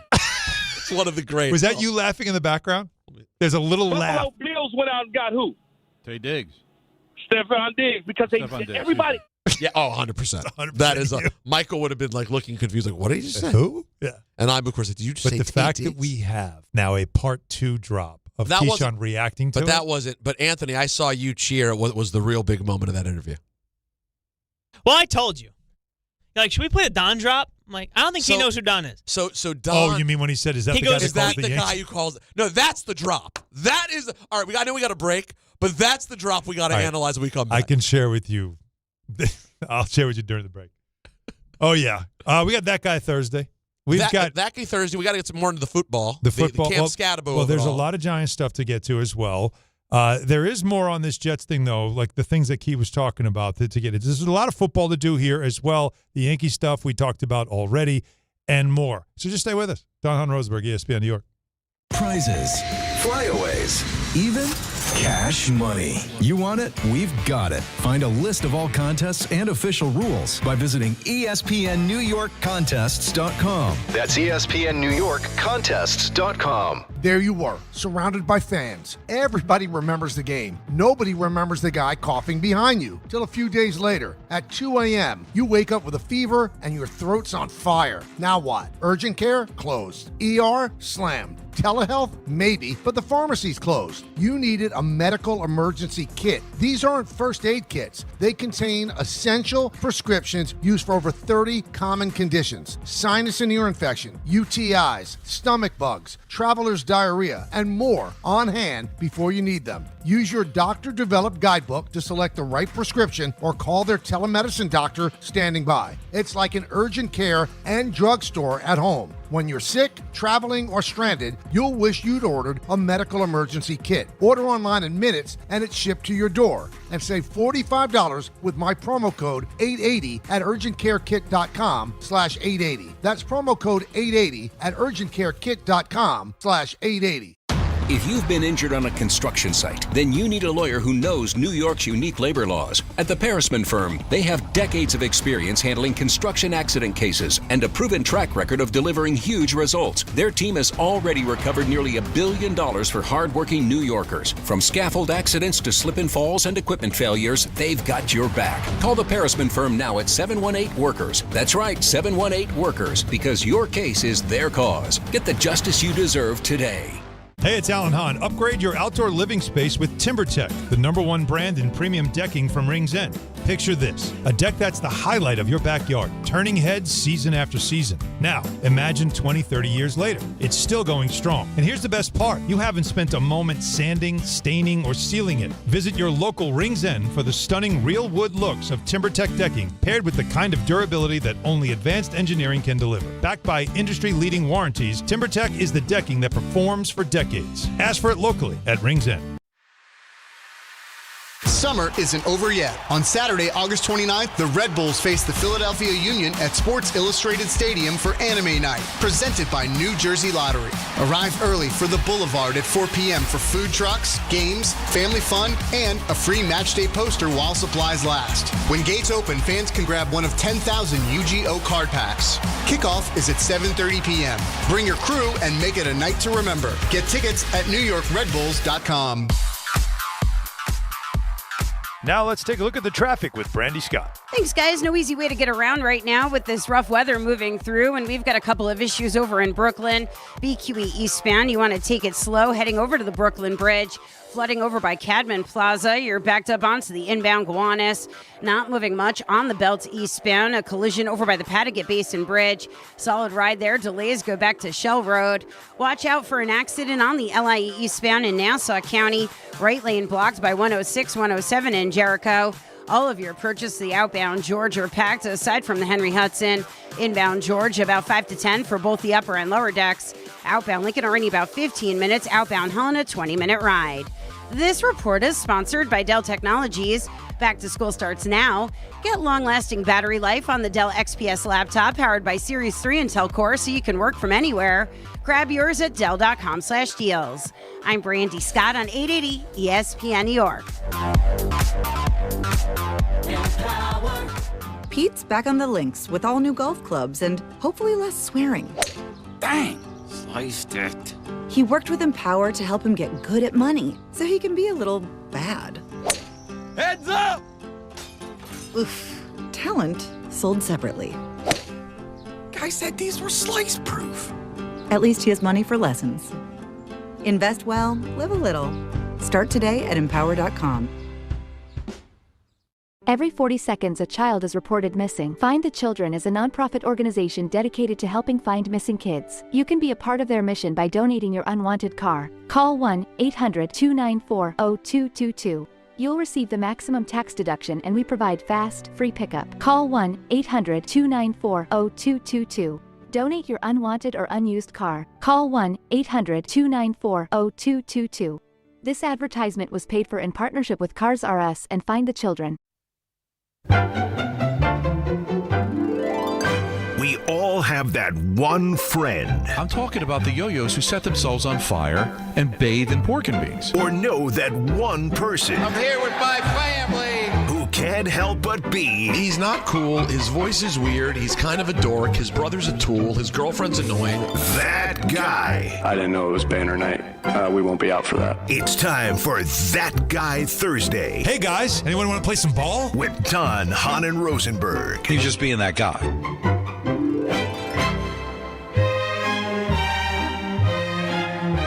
Buffalo Bills went out and got who? They did. Stephon Diggs, because everybody. All right. That's that. It's quality. How many years? How many years? What year? What's the year on that drop? Any idea, Harvey? Does it say what year the Tay Diggs drop is from? It's old. That has to be like 2019 or. It was. He said it was when the Buffalo Bills went out and got Stephon Diggs. So when did they get him? 21? 2020. Oh my God. 2020. Yeah. All right. And then of course maybe Keyshawn. Keyshawn maybe being that guy when he did this on the show. Don LaGreca, our co-host. Is that the guy who called the Yankee games? Okay, yes. No, that's Michael K. But no, that's his sarcasm. Like that's him. That's needling, deadpan, right? Where he pretends he doesn't know, but you know he knows. Michael K. and Don and what's the other Rosenberg or something like that. Yeah, again, he did that on purpose. I don't even know what that's from. He does that all the time. You weren't there. Apparently not. Now, Keyshawn likes to be that guy sometimes. Oh, he loves it. He relishes that guy. He felt like he had an axe to grind here in New York, which he always does, with what people say about his career. Because he was around the Jets all last week. He was very visible and present, and he hasn't been with the Jets in a long time. He hasn't had a great relationship with the franchise. And Aaron Glenn's, that's his guy, and he wants to support him. AJ to you and me. Yeah. And he wants to support him. So he came out, spent a lot of time, talked. He did some podcast stuff. And so he's been present. And I'm wondering, is there, a pocket of the fan base that isn't thrilled to have him around? Because now of how loyal he is to Glenn. I never got to ask him. Like, we could have gone longer. I wanted to ask him, like, which part? Well, the Tomlin stuff. Oh, yeah. Like, he's close to Glenn, so he'd be fiercely loyal. And here's these reports that, like, Woody's already looking into Mike Tomlin. And as a possible, like, would he be available and all that stuff. And, I mean, if you're Key, for Glenn in his second year, he hasn't even started the season yet, and there's already a campaign from some people. I mean, Jake Asman been talking about it forever. Is, moving on from Glenn as quickly as you can. So there's a lot of there's a lot of internal, like think about this with the Jets, because you have Glenn as a former Jet, and the blood in the ground thing I always talk about. You have somebody like Bill Parcells, who was here with the Jets short term and had great success and is in huge support of Glenn and making this work. And guys like Keyshawn, who come back, who never was really connected to the franchise after his early years where he was successful and then got the hell out of here because, as I said to him, like, you know how this place works. Like, there's just always a disaster around the corner at any moment. And he comes back to show support. So it creates like this huge contrast in emotions of a lot of fans who want to see the Glenn thing fail, even though he's actually one of yours. Why would you want it to fail? Because you weren't convinced in year one that so he knew now, what he was doing. So rather than even hope that it could get better, right? You just immediately go, I hope it doesn't work out. Yeah. Well, here's that guy. All right. Callaway is ending their relationship with Good Golf. Did you see this commercial? I did. They made a commercial that depicted a woman looking like she's about to go pick up a golf club, and right before she picks it up, a guy comes running towards her and shoves her onto the ground, and then like stands over her. It's not great. It's not great. Not a great image. But the rest of the commercial, it all starts to make sense because it had a bit like of a horror movie, the Smile movie. Yeah. It had that, like the guy was possessed. And it's because of this golf club. Got it. And every time, it's like then the next guy, I don't care, I'm going to hit. And they're like, don't touch it. And the minute he touched it, he went psycho. And it's as if to say, like, this club makes you go psycho. Yeah. And so it wasn't necessarily, like, was the first image of a guy assaulting a female. Yeah, that's probably not the best look. But I get what they were trying to do. It's just, it didn't hit. Well, the manufacturer Callaway has said they're out. Already? Yes. And Good has come out, admitted the mistake, and said that their quality control people dropped the ball. I, of course, didn't know anything about Good. Did you? Were you Good? Never heard of them. But then again. By the way, and then I looked up Good. Yeah. Because there's all these quotes from the CEO. Well, that's the Good. Dude, the CEO looks, he could be Zach, dude. He's like 25 years old. Yeah. It's crazy. Yeah. Yeah. So that just it may be more of a congratulations you played yourself than a that guy Thursday. It definitely feels like that. But like worth mentioning. No, it is worth mentioning. Now there's a story that we want to get to, so let's use this as a way to jump into it. And that involves Cam Skattebo. Oh, he can be that guy at times. Like at times, right? But there's an appeal. I think there's a little bit of an appeal to Cam as sort of that friend of yours who is just the guy's just always on the margins, but he's fun to be around, and he's just got a great energy. I want to do a backflip. Yeah. Football. You know what I mean? Right. But we're playing football. He definitely is that old school, we're going to run it at him. They're going to run at him again. Right. You're going to hit me. I'm going to get up. I'm going to run at him again. Yeah. Riding again. Riding again. But if you are a guy that knows we're in a practice, defense can't hit you. We're playing no tackle. And you're going to start doing stuff like standing over a defender. No. And what he did, I guess, yesterday at practice, where he slid into the legs of a couple of the defensive backs. Now you're being that guy. And he was. And it started a skirmish in practice. And it was something that, once again, John Harbaugh had to address because you could see that it was it's things that probably they got away with last year because they didn't have a lot of authority and control in practice last year. And so, remember, Dart did the thing with handing the ball to a defender in a drill. And that's that was the 15-yard penalty. That was early on, and Harbaugh, they called the penalty on that. Mm-hmm. Yeah. And did the same thing on this thing that Scat did yesterday that caused a skirmish in practice. Well, I mean, Scat's great. He does bring a lot of energy, and but he did get a 15-yard penalty at the end of practice. Did you notice that? So that's not infectious. Well, it is infectious, actually. Infectious in the bad way, right? Like infectious disease type of thing, We don't want that. So we want it to be directed in a positive way. What do you think of the way he did that? Infectious disease. Can you play one more time? You don't want that. Play one more time. Well, we did have a chuckle. Well, I mean, Scat's great. He does bring a lot of energy, and but he did get a 15-yard penalty at the end of practice. Did you notice that? So that's not infectious. Well, it is infectious, actually.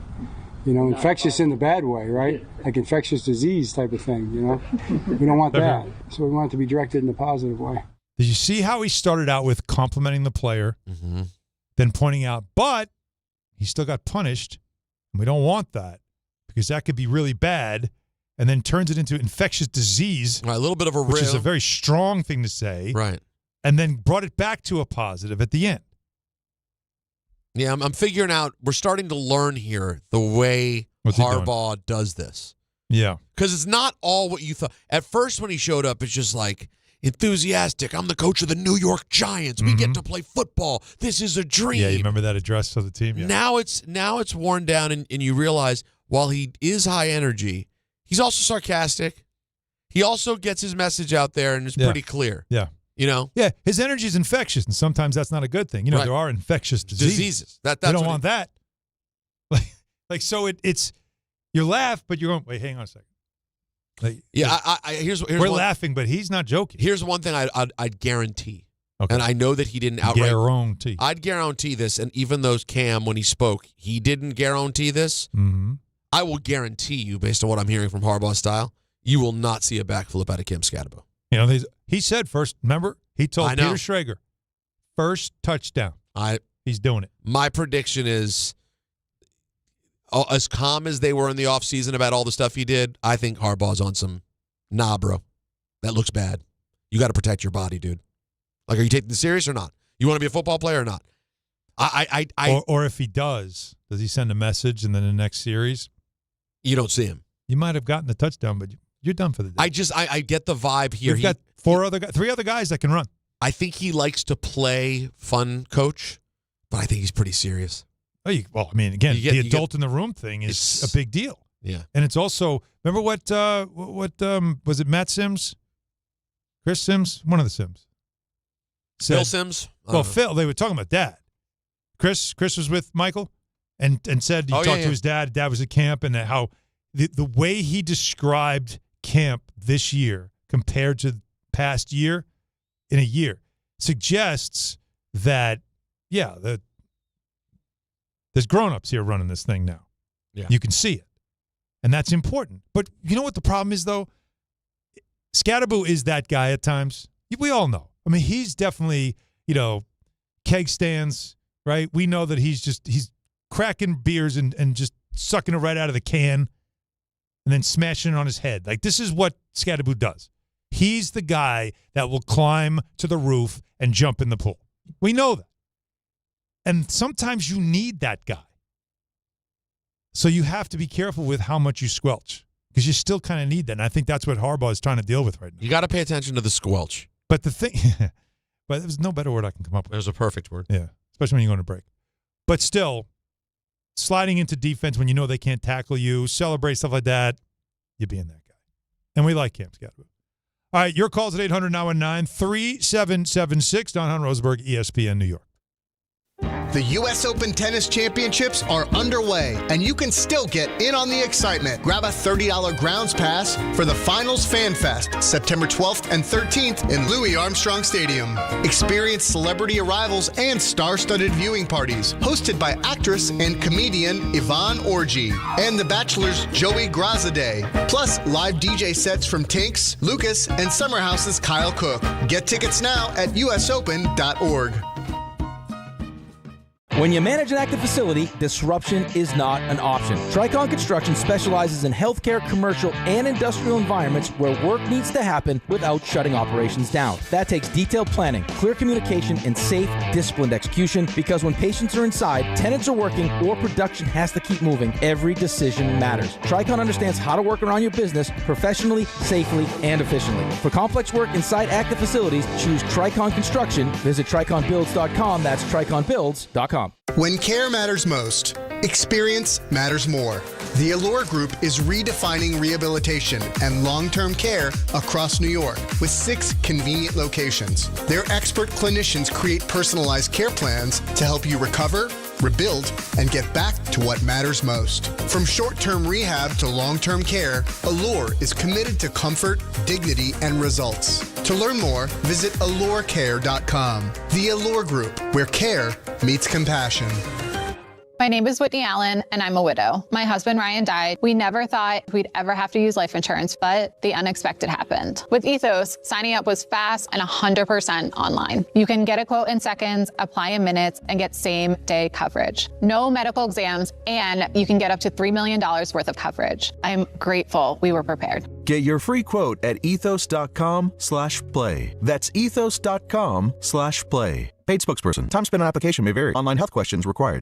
Harry Douglas here to help you get in on the sweet life with Cotton Candy 5-Hour Energy. It's that classic throwback cotton candy flavor, but with 0 sugar and a 5-hour energy boost. I keep these with me so I can tackle that sweet tooth with a tasty caffeine kick and no guilty sugary aftermath. Bring on the sweetness with Cotton Candy 5-Hour Energy Shots. Cotton Candy 5-Hour Energy. Available online at 5hourenergy.com or Amazon. Hey, it's Kirk Herbstreit. Before kickoff starts, I like a room that looks ready and plays tough. Fresh paint, strong coverage, and a finish that can handle a full season of Saturday celebrations. Bare Ultra Interior Paint has an extra durable finish that holds up from game time to the off-season. It covers in fewer coats, goes on smooth, and helps walls stay looking new longer. Game-ready defense with coverage that goes the distance. Bare Ultra, only at the Home Depot. How doers get more done. My name is Whitney Allen, and I'm a widow. My husband, Ryan, died. We never thought we'd ever have to use life insurance, but the unexpected happened. With Ethos, signing up was fast and 100% online. You can get a quote in seconds, apply in minutes, and get same-day coverage. No medical exams, and you can get up to $3 million worth of coverage. I'm grateful we were prepared. Get your free quote at ethos.com/play. That's ethos.com/play. Paid spokesperson. Time spent on application may vary. Online health questions required. Congratulations, New York. The Knicks did it. Through battle after battle, they dominated to become this year's NBA champions. Day in and day out, the hard work paid off, and you were there every step of the way. Enjoy the crown. Own it, because this year is your year. A part of your legacy that will never be forgotten. So celebrate this moment, show your pride, and shop the largest selection of official NBA gear at NBAstore.com. A Fanatics experience.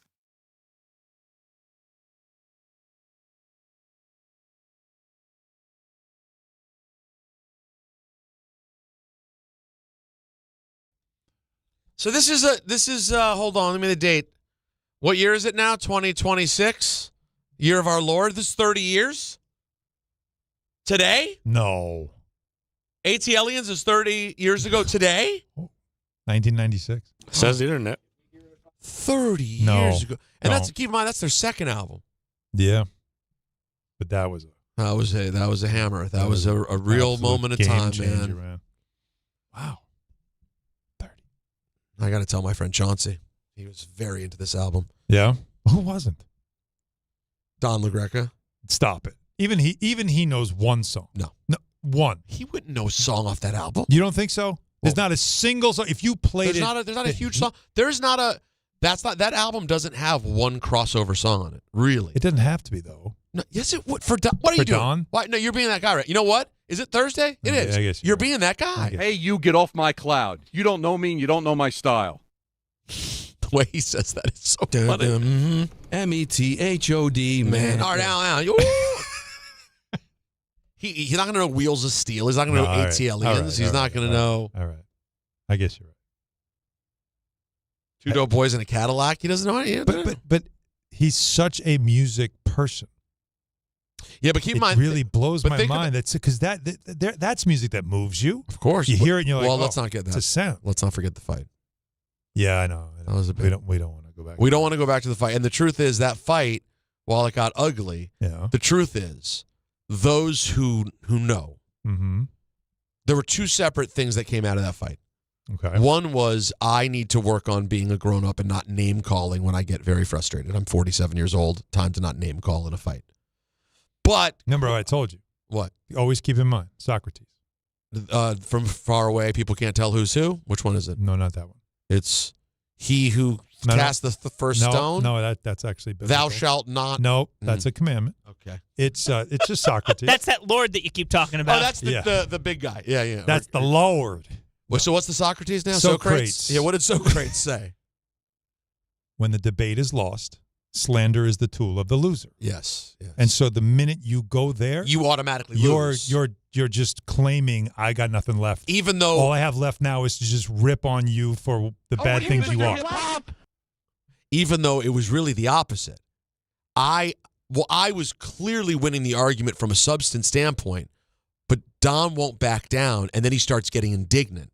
And when he gets indignant, there's nowhere to go. Understood. And he was sure that he was right. So but in that moment, your silence is the win. But that's because the minute you get indignant, you're so right.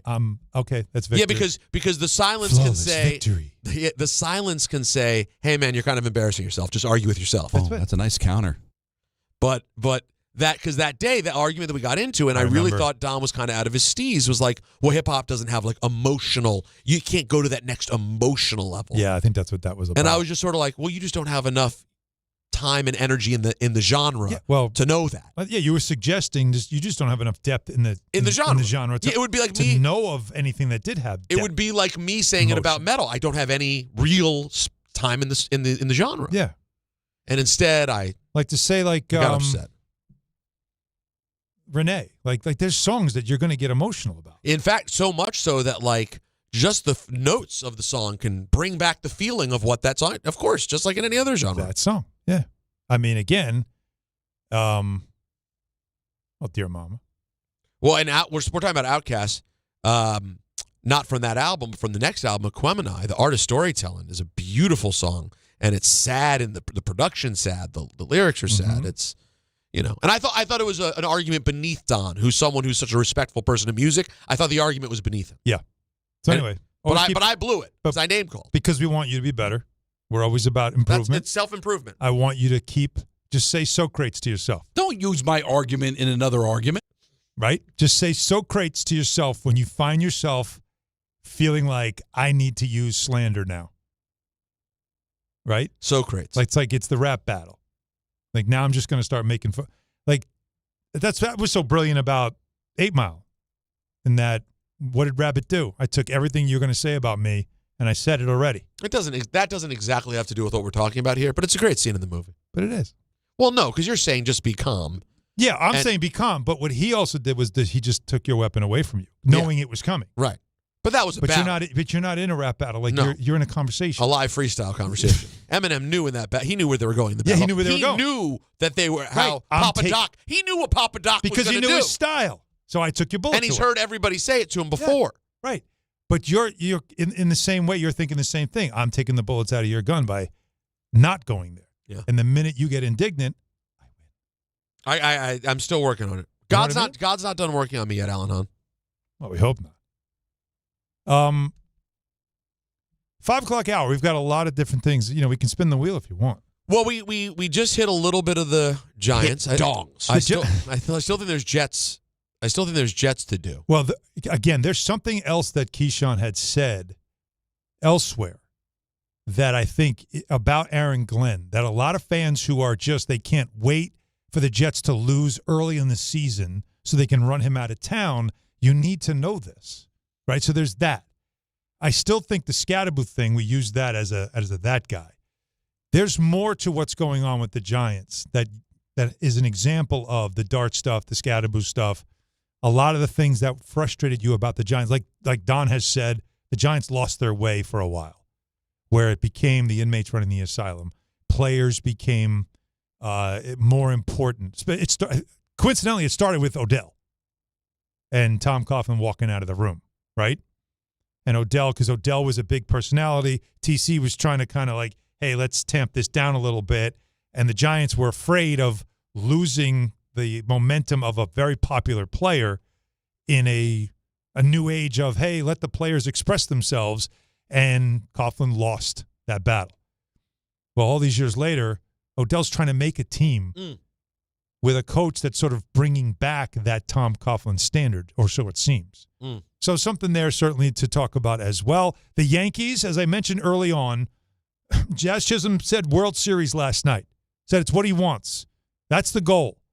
And with the Yankee offense starting to wake up, trying to win a series now, another one here against the Astros, with the Red Sox coming this weekend, with health offensively coming around the corner, do we start looking at this and saying, you know what? This starting to feel like an urgency beyond any other year because we don't know what's coming next.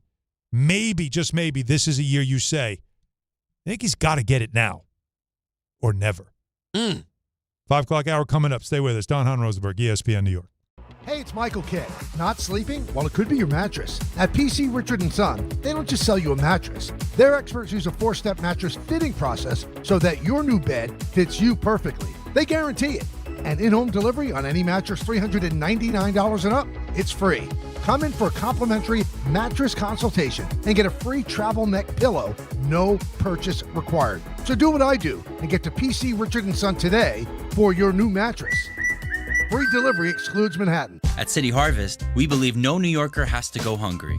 With your help, we're on the road 365 days a year, rescuing over 77 million pounds of nutritious food and delivering it free to millions of New Yorkers, transforming surplus food into sustenance, sustainability, and smiles, rallying thousands of New Yorkers to power a network of nourishment across our city. One day, one meal, and one New Yorker at a time. That's how we feed good. Donate at cityharvest.org. Hey Yankees and Knicks fans, come out to Yankee Stadium on Friday, September 25th and be ready to receive a very special giveaway. It's Josh Hart Yankees Bobblehead Night, presented by Delta Airlines. The first 18,000 guests will receive a Josh Hart Yankees bobblehead.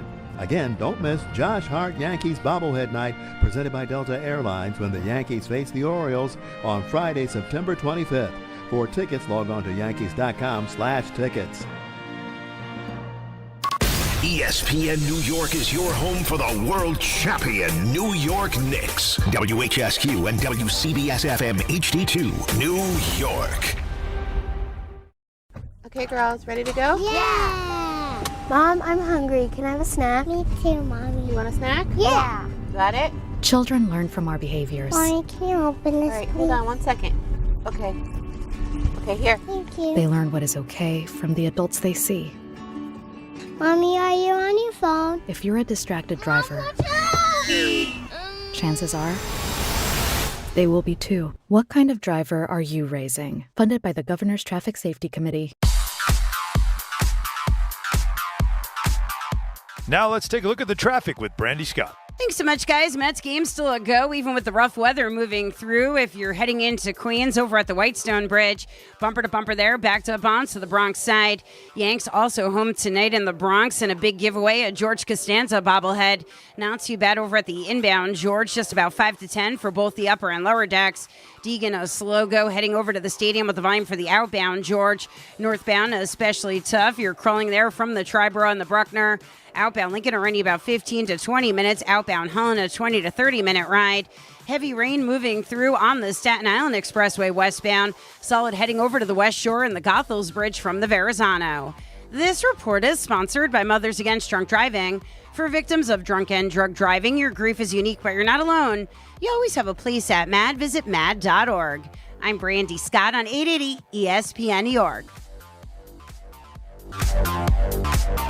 My name is Whitney Allen, and I'm a widow. My husband, Ryan, died. We never thought we'd ever have to use life insurance, but the unexpected happened. With Ethos, signing up was fast and 100% online. You can get a quote in seconds, apply in minutes, and get same-day coverage. No medical exams, and you can get up to $3 million worth of coverage. I'm grateful we were prepared. Get your free quote at ethos.com/play. That's ethos.com/play. Paid spokesperson. Time spent on application may vary. Online health questions required.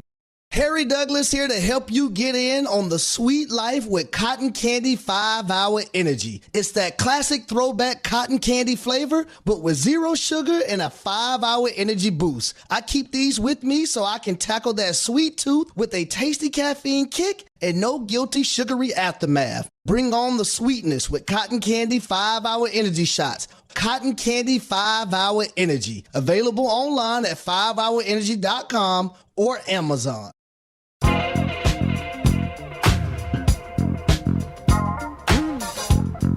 5:02 in the big city with Peter Rosenberg. I'm Alan Hahn. Don LaGreca off today. We have your calls at 800-919-3776. And Peter, last night after the Yankees get a win against the Astros, which the offense again comes through, which was very important. It was good to see the bats. Good to see Bellinger. Garcia's been good. that side of it has started to waken up, at least against the Astros, which we know they have been mediocre all year, but they're also that annoying team. Every franchise has that annoying team. The Astros have become that, where you suck all year, but when you play us, all of a sudden, it's 2022 all over again. That's Stop. Right.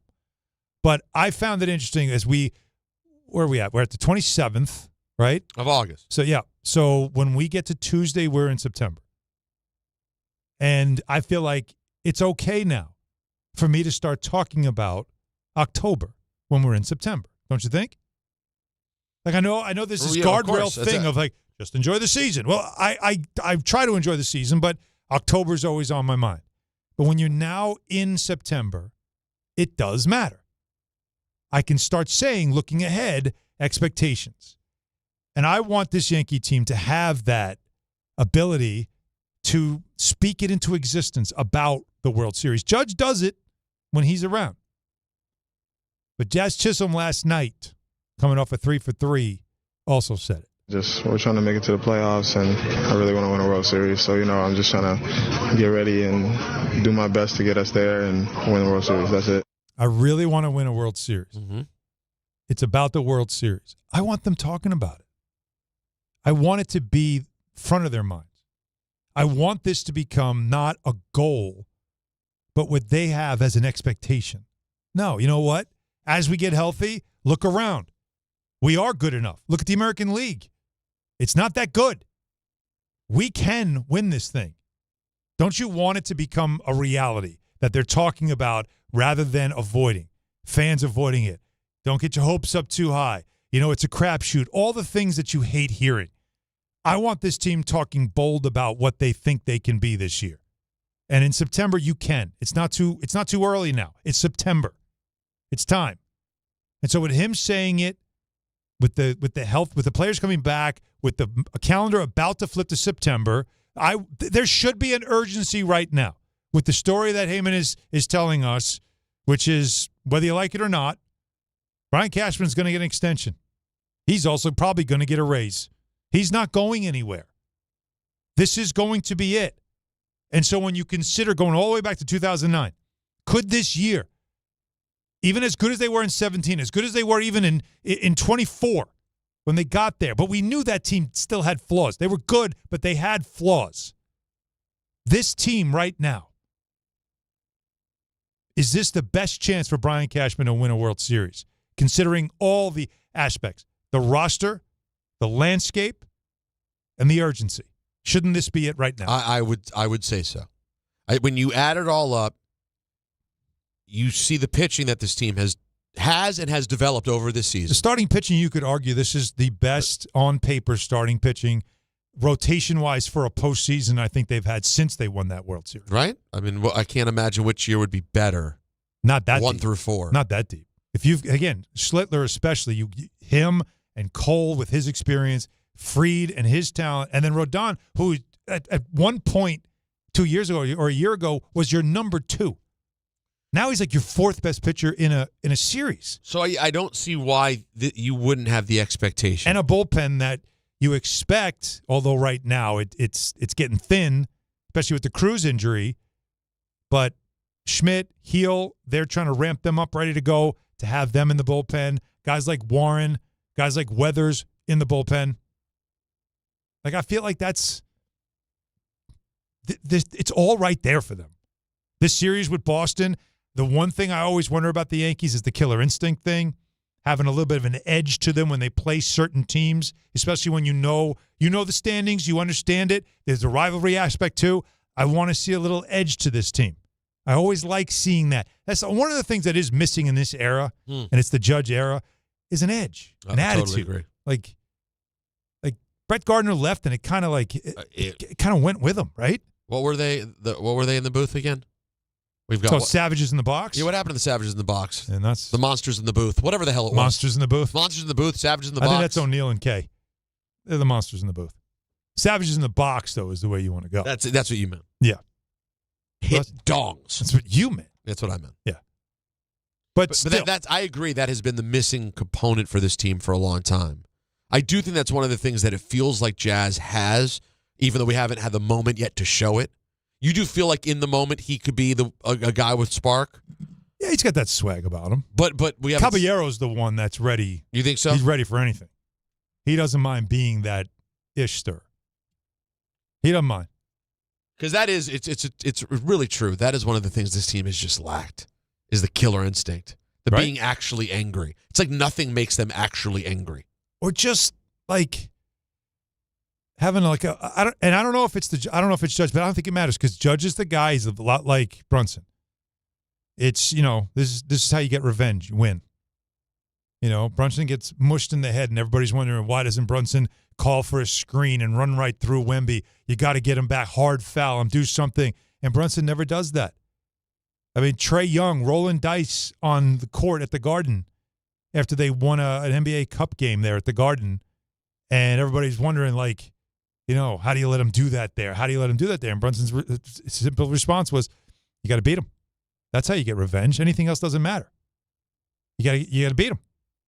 And so Judge has always had that thing. Yeah, the problem is you don't do it. Judge never beats him. So that's the thing. So if you're the kind of guy who goes, hey, I don't show it with attitude, I don't show it with anger and words, I show it by winning. But then you have to win. Yeah, I hit a monster home run, and when I round third, I glare into your dugout. You're right. And I've seen Judge do that. I have as well. Where he does this thing where he's rounding third, and he just kind of like looks in the dugout like, mm-hmm.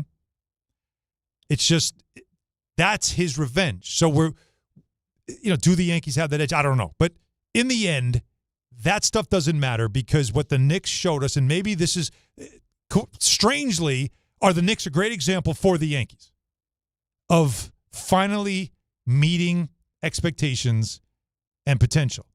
And that's what the Knicks had to do. They had to it had to click. And for the Yankees, the health is a big part of the click. It's the big part of making this thing work. But as somebody who's watching from afar, as a fan, September is a couple of days away. Isn't this the time you start ramping up the anticipation, the expectations, the belief? Like, I think this team can do it. Well, that's my question I would ask to the Yankee fan right now. 800-919-3776. That's the phone number. Yes, it is. You've heard us go back and forth about it now for weeks. Don saying you're in a great spot.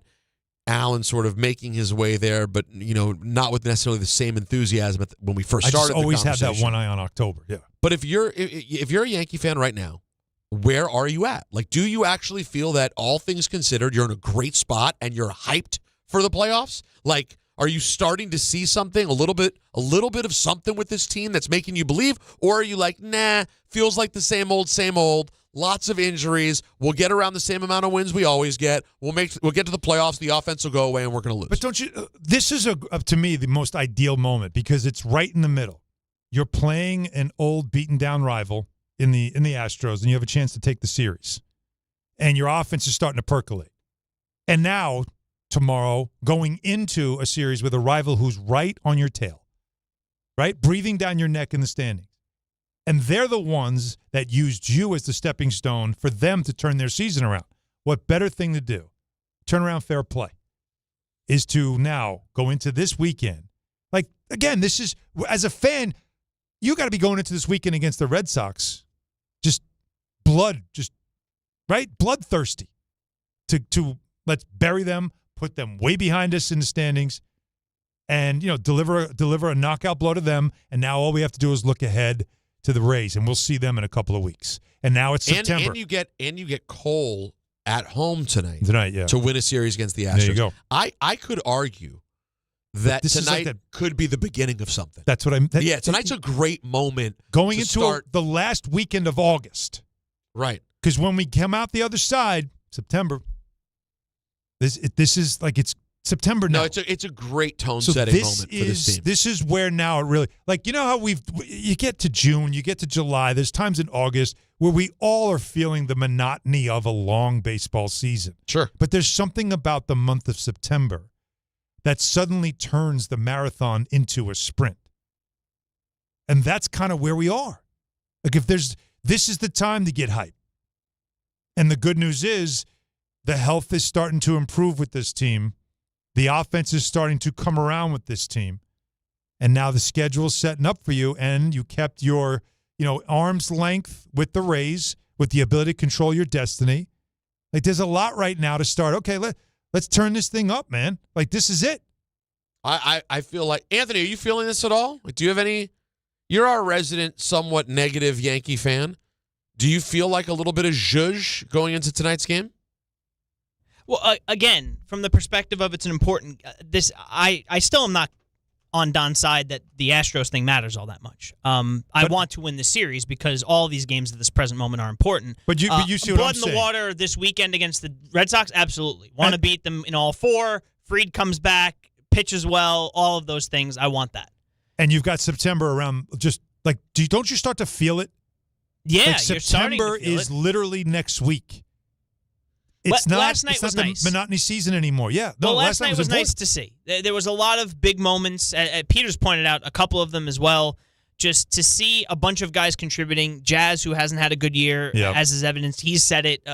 Plenty of people have said it. And now he's starting to turn it around a little bit. Garcia's been great since he's been here.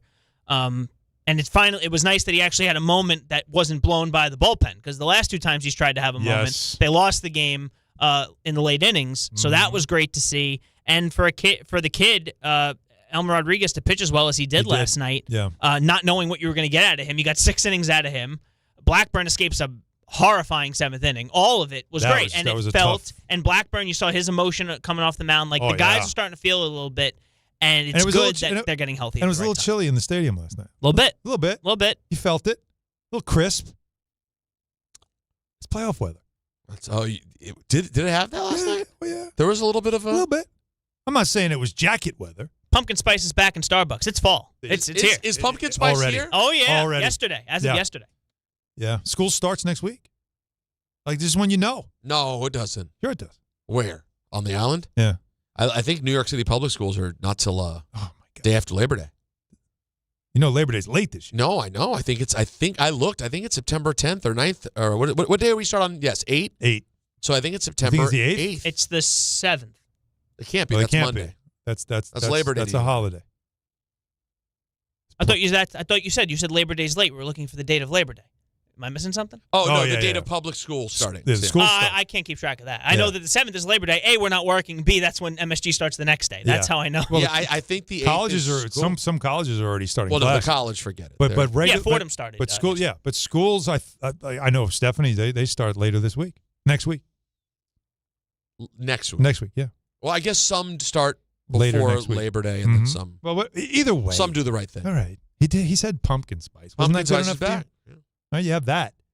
Little like it wasn't a uncomfortable or humid night. Right. It was a cool night. Starting to feel like something. And that's what I'm trying to say is like you're setting yourself up right now. This is now the time that we can stop saying it's a long season, that we can stop saying how like it's the monotony of a baseball The season. season's bless here. you. It's now. This is now the time. It's a month. Let's go. And the expectations These are for the this times to remember, because we do. You don't know the words, do you? These are the days to hold on to. Here's the part I really don't know. Because we want No, because we won't, to. although we'll want to. Okay, these are the days to hold on to. And we won't, although we'll want to. And we won't. Yeah. And we won't, although we'll want to. Yeah. Wow. It's good writing. Yeah, this song's that song really is good writing. I'm sorry. I mean, it's like that's one of those Billy Joel songs where he really is like musically. I can see why you'd hate it. Like find the tune to be just annoying, but the words are really. I love something. that song. I know, but we walked on the beach beside that old hotel. They're tearing it down now, and it's just as well. Right? It's schmaltzy. Do you know the word schmaltzy? Of course it is. Schmaltzy, but it's just but good. it's wistful and It's but no one's more wistful. Well, it's true, but it is also it's a sign of age. Like Billy is singing for older people. I know. So he's not talking about young, fresh love like he did in "Tell Her About It." Didn't you hate when you started realizing that like the songs of people being old and looking back was about you now? Oh, like, when you can relate to them? When like it started with Glory Days. Oh and my remember, God. Glory Days, they're young still. Glory Days. Yeah, I think Glory Days, they're still like they're talking about back in high school. Yeah. But they're like 30. They're not I don't think Glory Days he's old. I think it's fairly young still. But they're saying high school was Glory Days. First of all, I had to laugh the other day when Callie and her friend June were discussing something they saw online. All right. That was like, oh, like we played with that when we were 6. Back in the day. Nostalgic. And I looked at her like, you're 11. You're too young to be nostalgic about anything. 6 is back in the day. Think about how different 6 was. Back in the day. We were 6. Totally different. I shed actual tears yesterday at a video. Mm-hmm. And don't get me wrong, the video was sort of schmaltzy also and formulaic, Mm-hmm. but it was a mother in a car, because this is the society we live in now, is people sit in cars and make videos that they produce by themselves about their lives. And that's what content is. Cars have become a studio because of the sound quality. Cars right? are the studio, whatever. It's just a place to not feel judged. I guess. Anyway, she's making a video about how the next day is her son's first day of kindergarten. Oh, wow. And she's like mourning sort of the end of this. It was just us. His babyhood. Yeah, the babyhood's over. Mm-hmm. Like, and I shed actual tears at the end. And it's just the start of kindergarten. Yeah. You know what, though? Save that video, then do the one when they graduate high school and you drop them off at college. How about that one? That'll hit. Oh, no. And you'll always, nope. Oh, no. Oh, no. I guarantee you she'll always say, oh, no. And it'll always sound like that to you. No matter how many times she says it. Right? It'll always She'll be sound like 16, and when she says, oh, no. That's what you'll hear. I'll hear. Oh, no. Can't take it. Judge Brian Hoke has a quote from him. When he does return, it sounds like he doesn't even want to bother with a minor league, ramp-up stint like a lot of guys do. Bellinger just did it. And he said, I didn't rehab in 23 when I missed probably the same amount of time. Why waste at-bats? Why waste anything down in a minor league game? I've been doing this for a while now. I've got a sense of what I need to do on the field and how to manage it. So he sounds very determined not only to return, but to not even bother with, I'm not wasting my time with a ramp up. When I'm ready, I'm ready. I'm in the lineup. That's a good sign. Not bad. We're heading in the right direction there, Alan, from where we were when it was always going the wrong direction. Well, I was worried. I honestly, I didn't think he was going to play in the field. Did you? Did you think that with the rib injury that kept him from doing anything baseball related whatsoever? Well, you heard my theory on it the other day, but it's not a realistic theory. It's just my theory. What's that? Come on, dude. My theory is, come on, dude. It's outfield in baseball. You got it. You're not returning to play tight end in a playoff game. You can go out there and catch the ball a few times a game. But to your point that you responded to it, it's true. Judge does have a tendency to go hard and find a way to hurt himself in the outfield. So if he's going to play in the field, at least until we get to October, he might have to make a couple of business decisions, Alan. Like if you see him pull up on a fly ball and let it fall in front of him in a game when they're up 1-0 and he lets a ball fall in for a base hit, third inning, dive. Third inning or something like that, maybe you'll just kind of go, all right. But, 7th or later, no chance he's doing it. He's too much of a competitor. Now, Gary Phillips, Daily News, Aaron Judge said, again, he's hoping to avoid a rehab assignment. He's been feeling good, no pain. Okay. That's no pain's big. Yet to hit off velocity. That just means like they aren't like the in the cage. And it's been off the tee recently. Soft toss. So they're not like throwing at him. Yeah, or even just the jugs machine, right? Also said he'll play smart in right field. Oh, thank you. Good. Which is echoing what you said. Boone recently said he doesn't expect Judge to dive. Doesn't expect him to dive. So this really does track with everything you're saying. That's right. Which is we can do this without having to go that hard. He's going to play in the outfield.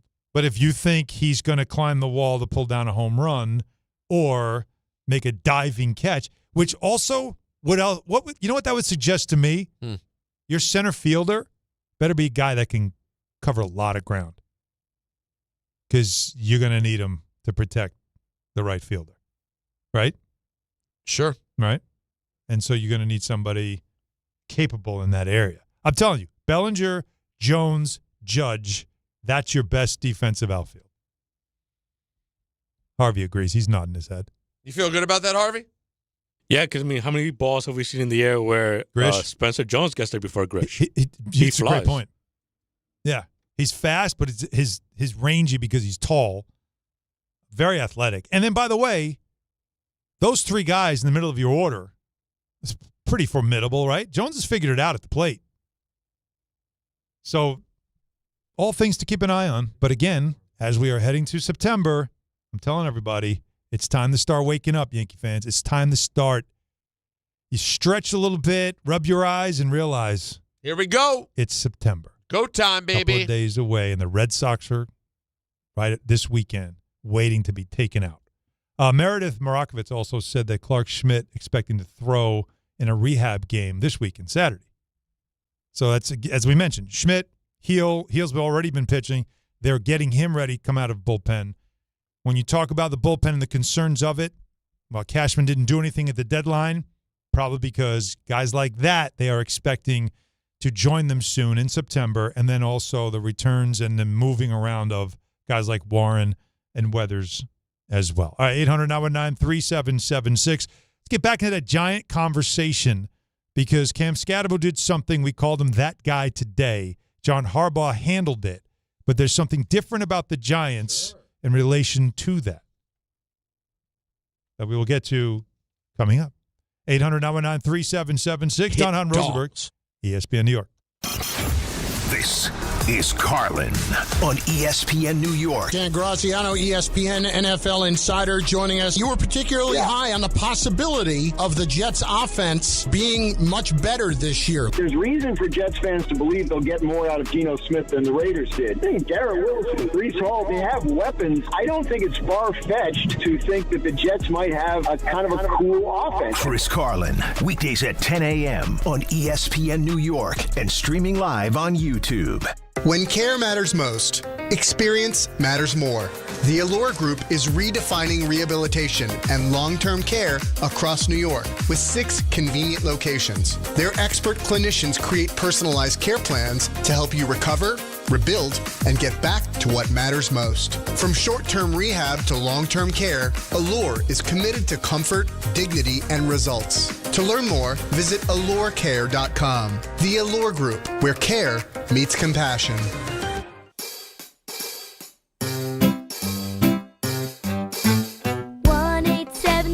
Cars for Kids. KARS Cars for Kids.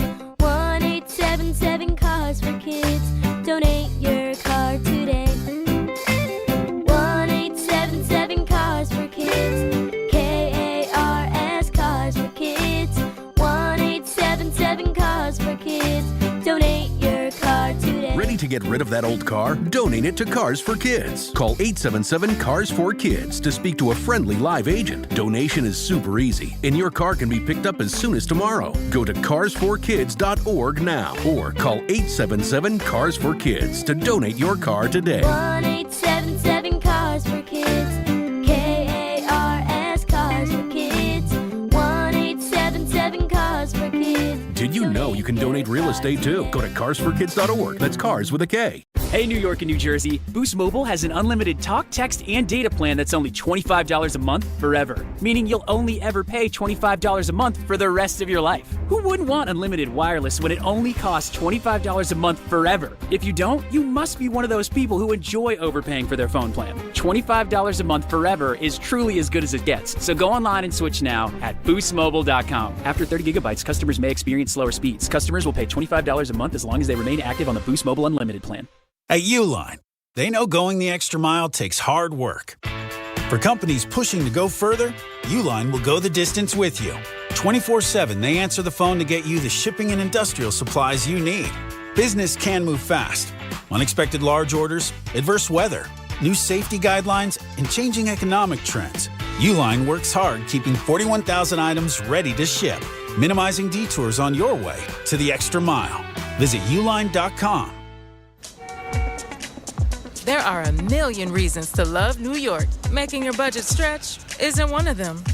According to an independent study, Amazon prices average 14% lower than other retailers. Get food, fashion, furniture, and more shipped straight to your building. Plus, another study found Amazon Prescription Pass customers pay nearly 1/3 less out of pocket. Learn more at aboutamazon.com.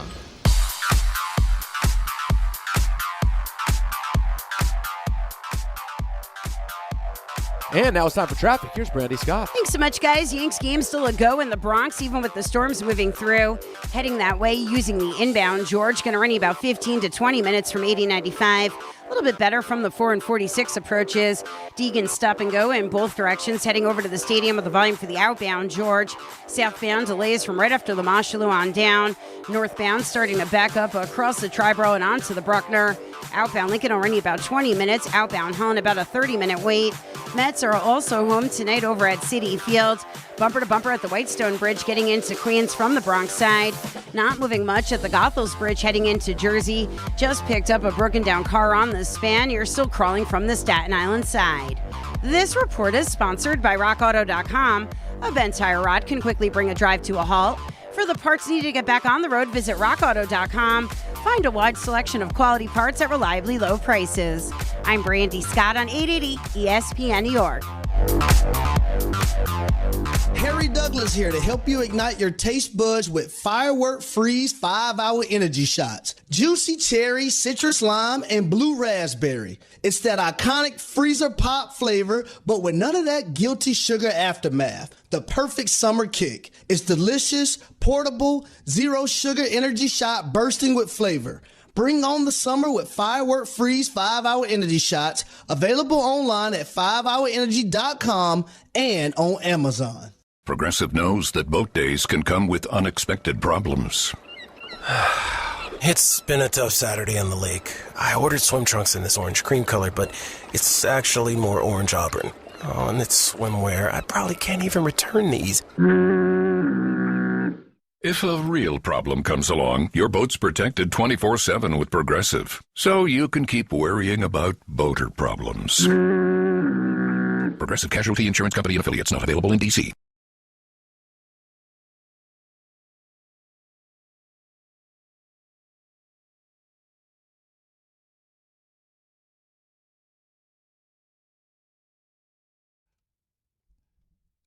You not like this era?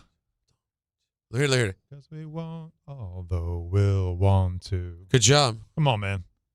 I mean, I'm from Long Island. If I don't know Billy Joel chapter and verse, we're taught this in school on Long Island. Giving you the best. You know? Like, when did you learn? Now not the rest. When did you learn, like, the national anthem and God Bless America and all those songs? How did you learn those? I don't know. School. That's what you do with Billy Joel. You think it was in school when you learned all that? Where else would I learn that? I don't know. I'm asking you. Where else would someone learn Star Spangled Banner? Maybe at home. Baseball game? Or going to baseball games. I guess at school. I mean, I always said play ball at the end of it. And I would get hit. It's built in. Well, get whacked inside the head. From my childhood. It was just a thing. Play ball. No, but the thing is, in my area growing up, you really did learn to always go, oh, because of the Orioles. Yeah, exactly. That was a big thing for the nation. No, we've already beaten this one though. This one's no longer bad, right? It's been replaced now. It's been replaced, unfortunately, by Martha, right? Martha Reeves. So, yeah, but on the island, every music class you had when you're like in kindergarten, you learned Billy Joel songs. You're supposed to. You need to know them. Well, hold on, but let's do the math here. Yeah. You were born what year now? 71. So a long time ago. Yeah, and so when you were 5. It was the beginning of Billy Joel's career. Yeah. He was just getting going. Early 70s. Yeah. And it was good. Fine. He was fine in the moment. Day one. He was killing me the other day, but I didn't want to. I thought it could make a very funny drop. Okay. Like if compiled, and soon this will be dead because we won't be able to play commercial music, which I'm not going to lie. So excited about MSG. A little part of my heart is breaking about the lack of music. But we can do it on social now, though. Yeah, we'll just do our own clips talking music and put it on social. Well, I mean, we can still talk music. It just involves no playing. And can't sing. You can't even sing. You know that, right? I was told. I was told you can't even sing. I'm willing to push the envelope on the singing. Oh, wow. Greek used to yell at me. Yeah, nothing ever happened. It was all nonsense. I'm not saying in theory it couldn't, but man, you'd have to really go Don Beach Bash style. I knew this was coming. Look at you. No, I don't have it. Look at Pavlovian. Someone took it off.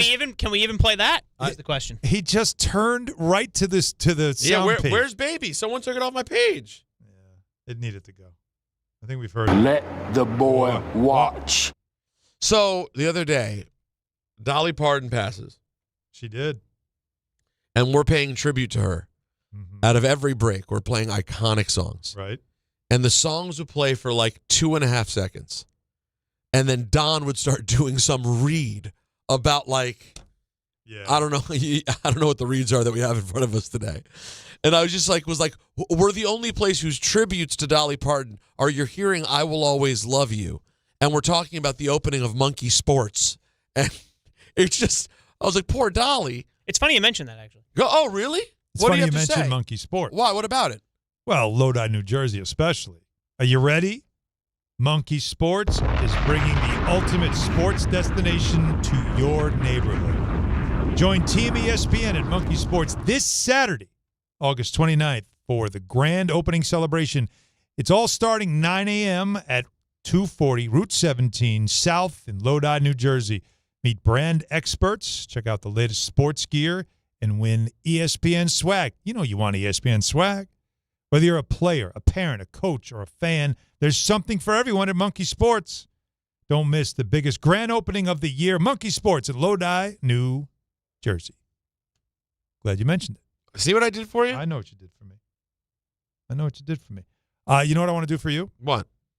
I want to play you something very interesting here. Brandon Brown, assistant GM with the Giants. Of the New York Giants. Yes. Yeah. A very smart young man. This is something he's noticing with the team right now when it comes to players who, often like with some teams, guy gets hurt and he stays hurt, especially training camp. Nobody wants to participate in training camp, right? Like, so that's not happening with the Giants.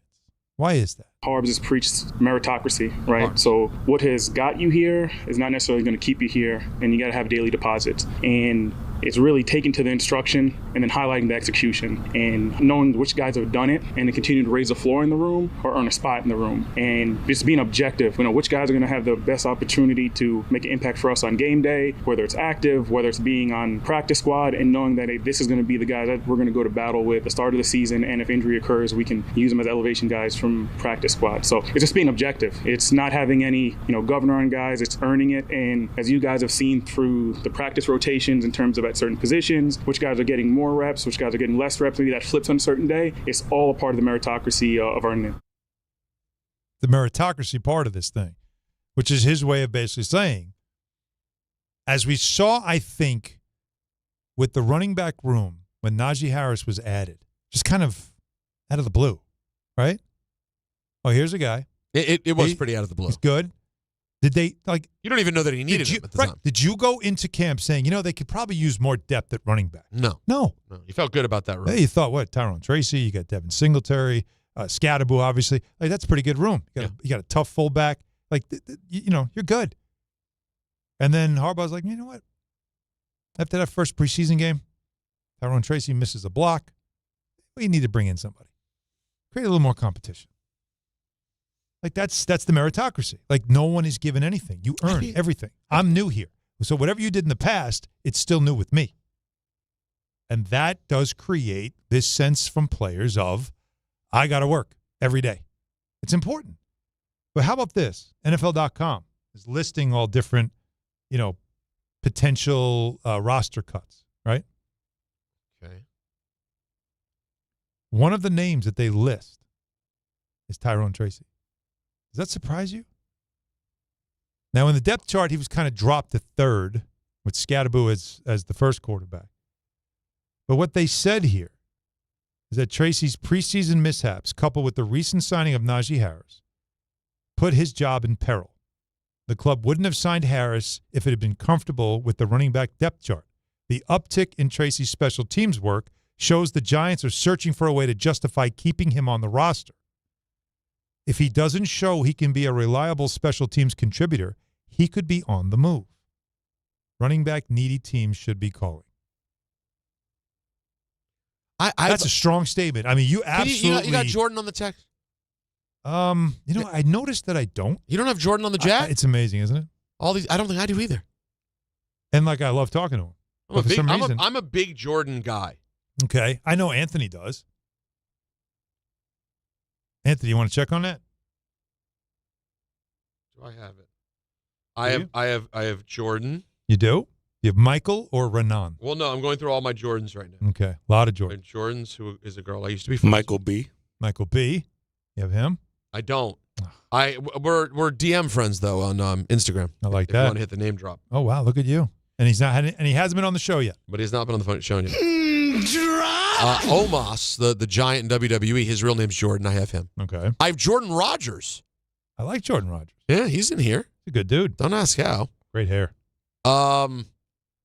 Jordan from the Clinton campaign. I don't remember who that is, but goodness. apparently they worked at the That's Clinton. going way back. Yeah, that's it. I don't have All right. any. Well, I don't have Raanan. Guess what? Because I would like to know if that's legit. I just got it. You got the number? Yes, I do. All right, we text him Wait a for me. minute. I do have him in my phone. Oh, it popped right up. It just popped right up. Sometimes it's not coming up, and maybe you spelled Raanan wrong. No. I didn't spell Jordan wrong. Well, anyways, what do we want to ask him? Let's do it right now, live on the air. Is this Tyrone? Say, Jordan, is this rumored Tyrone Tracy could be on the cut list for the Giants a real thing or nah? Or nah? Or nah. Say Rosenberg's not buying it. Because I'm not. I just, from a productivity Real standpoint, I or can't imagine it. Nah. If me and you fought, would you forgive me for $40 million? See what he says. All right. Anthony, you buying that? Giants fan Anthony? All right. I just hit send. Let's see how long this That he's takes. on the block? Yeah, that they could cut Tracy? You don't bring in Harris thinking that you need 4 running backs. That's exactly what I was thinking is that, and that's a bad whiff. Okay. And your quarterback got absolutely trucked. Well, Peter, by the way, and as you said, because I thought the way you thought, Tracy'd probably be the lead back in Skattebo. If Skattebo's already RB1, which I told you he was. And what you're going to be needed in is you're going to be pass pro and some like really specific things we need you to do. If Tracy's inability to block for the quarterback is more important than his ability to run the football, they can get somebody else to do that. That doesn't make sense, though. Why? Everything you said made sense. Oh, thank you. Except for why, with Cam Skattebo and Tyrone Tracy, would there be more of an onus and emphasis on Tracy's pass pro than Skattebo? Tracy is the more adept runner. Skattebo is the one who makes more sense for pass pro. Right? Tracy averaged 4.2 yards a carry last year. The fullback is also going to be a big part of it. Right. When they say that Jackson Dart's going to be under center a lot, you're going to see some eye sets where he's going to be the guy. They want to be physical at the line of scrimmage. He's not looking for people that it's going to dance. He wants people that are going to hit. That's how this offense is going to be. I'm telling you. No dancing? No. Very little dancing. People don't like that you said that, by the way. Which part? Who? Alan, you. What did I do? Oh, that this is going to be a run-heavy offense? Or I've been it's gonna saying be I've been trying to tell everybody this for a lot while. of the community, the social media community. The community's not into completely. They think that Dart's just going to be John Elway. Basketball boy. Yeah. Oh well. Yeah. Shut up. Stick to basketball. Knicks. Yeah, No, I stick to know. Knicks. Knicks in basketball, 5, by boy. the way. Yeah. Knicks in 5. Right. By the way, Jordan's left me undelivered. Well, I think give him he a was. I moment. think he was going to a party tonight, if I remember. If listening to the morning show correctly. Yeah, that's why he's not working tomorrow morning. He couldn't finish the week. Got a big party Levy. tonight. I don't know if he had I think he's going to a Sweet 16. I don't know if it's. Why is it every time Harvey talks? Well, why am I associated with that? Every Mar Levy. Every time he talks. I don't have anything on me either. Mar Levy. I can't help it. Because when I hear his voice, that's all I can think It's about. really just become that now. That's what you get. I can't You want to it. jump on the show, you might want to finish whatever you're eating first. I've got nothing. Mar Levy. And it is a tool. You and He has left me undelivered. you and Joe Leo with 2 big drops this summer. All right. You guys will be remembered. Yeah, no, you guys did a great job. All right, you know what I'm going to go to? Don't feel bad. My He other might get back. resource. He's impatient. I can't wait. Come on, we're on You're- we're on We're on till live 6:30. live radio, and we don't. Yeah, have we're much only time. on till 6:30 today, for God's sake. Let Has the weather normalized? No. Yes. Our 3-inch deluge of rain a week is back. It's today. We've decided today is the day. So this is normal now, Peter. So you know what? You're absolutely right. So is it still pouring? Last I looked, it was raining. I don't know if it's pouring. All right. So okay. I'm gonna go look. I'll be right back. I've reached out to Newsday columnist Tom Rock, NFL guy. All right. Let's see what he says. You asked the same question? Same exact. Copy and paste? I even said Rosenberg's or nah. Or not? Do you get Rosenberg's not buying it? I said Peter. Okay. Now, but I did the nah, which Tom is now going to probably call me out for. So how do we feel about this Mets game? Not our problem. Doesn't look like it's pouring, by the way.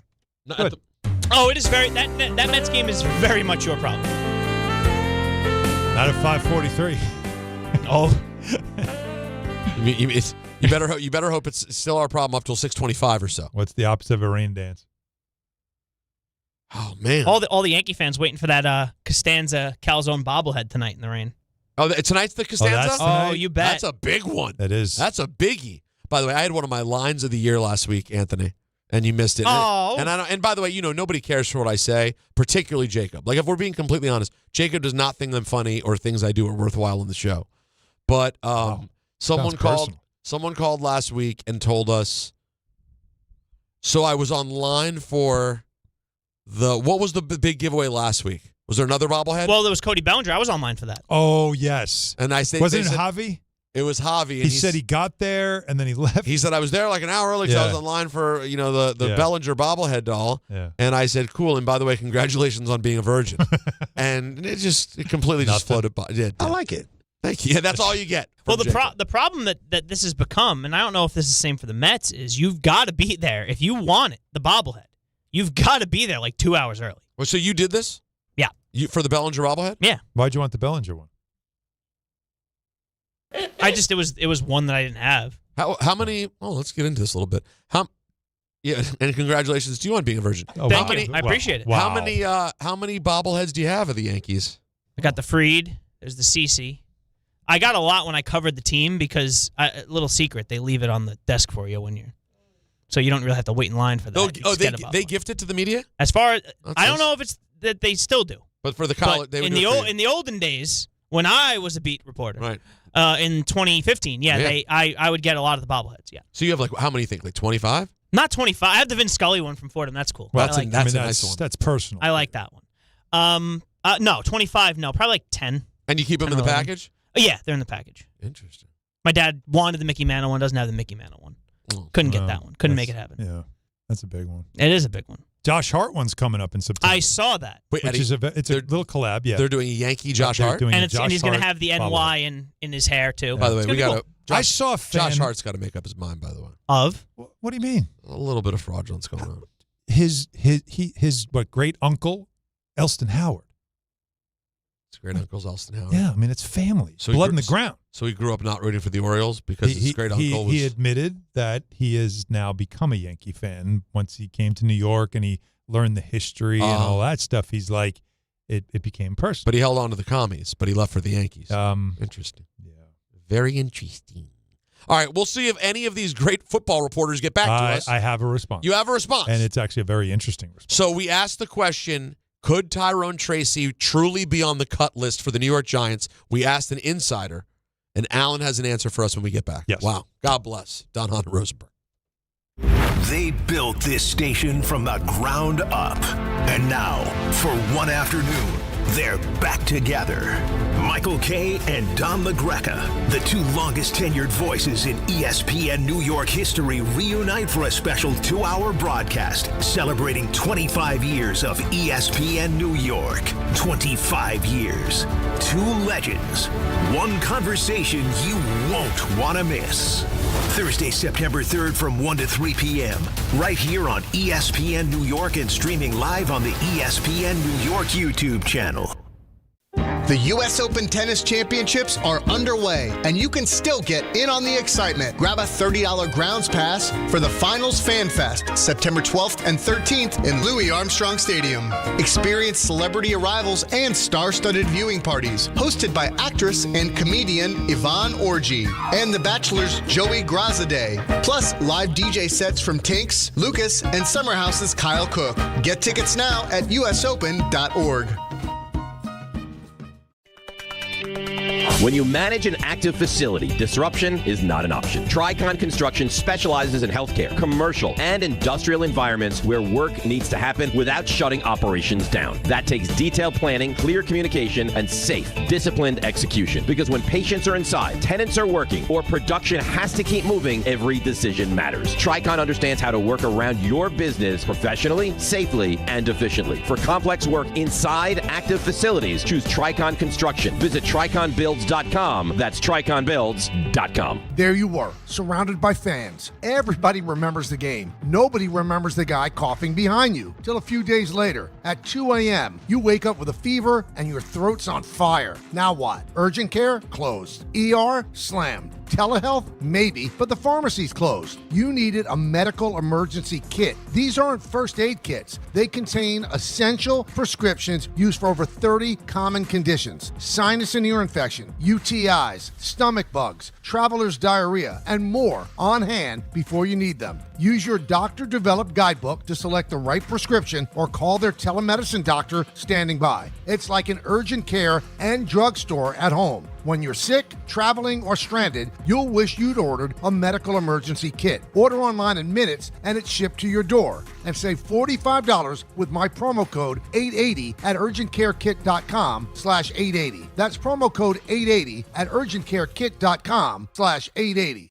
Hey, let me ask you something. Would you seat your 3-year-old child on a windowsill? Would you seat them beside a lit fireplace or by the deep end of a pool? One last question. Would you seat your child in a car seat that's not correct for them? Car crashes are a leading killer of children ages 1 to 13. Secure their future. Seat them in the correct car seat. For more information, visit safercar.gov/the right seat. Sponsored by the New York State Governor's Traffic Safety Committee. Skechers elite athlete OG Anunoby has been making history on the basketball court. Anunoby tips it in. Unbelievable. What a shot. He's been balling out in Skechers high-performance basketball sneakers, and the world is noticed. But how does OG train off the court to keep in peak physical condition? Hands-free Skechers Slip-ins Aeroburst. They help prepare OG for the physical demands of playing at a championship level. Get your pair of Aeroburst for only $165 at a Skechers store, Skechers.com, or wherever high-performance running shoes are sold. In a world parched for excitement, one drink will emerge. Twisted Tea, the refreshing thrill ride of flavor. Recreating its classic role as the hard iced tea that goes down smooth. Twisted Tea doesn't just taste like real iced tea, it's made with real brewed tea and a 5% kick of alcohol. Taste the adventure with Twisted Tea Hard Iced Tea. Keep it twisted. Twisted Tea Brewing Company, Cincinnati, Ohio. Please drink responsibly.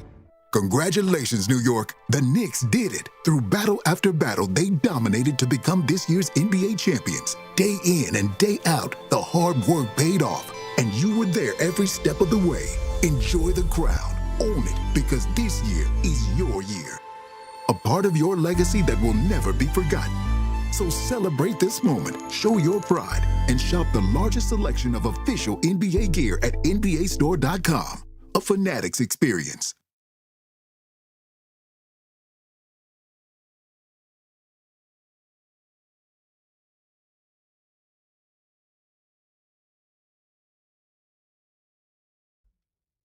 A great line. Vienna is for you. It's funny, Vienna is a song. I could do a top 5. Okay.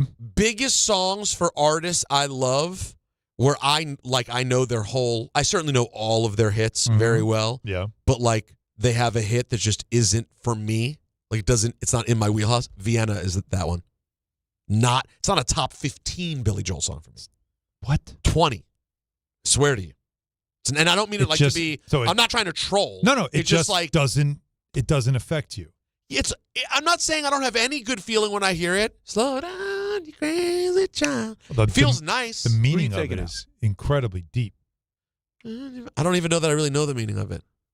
You have to remember also, so many of these songs are from me listening in the backseat of the car when I'm 7 that my brain never evolved on some of them. Yeah, I heard this stuff in real time. You were hearing them in real time. Like you're a teenager and hearing the songs. Well, I don't know about teenager. Well, Vienna's, your mid-70s? Yeah, that's 78 or something? Something like that, yeah. I'm like 7 years old. You're still pretty young.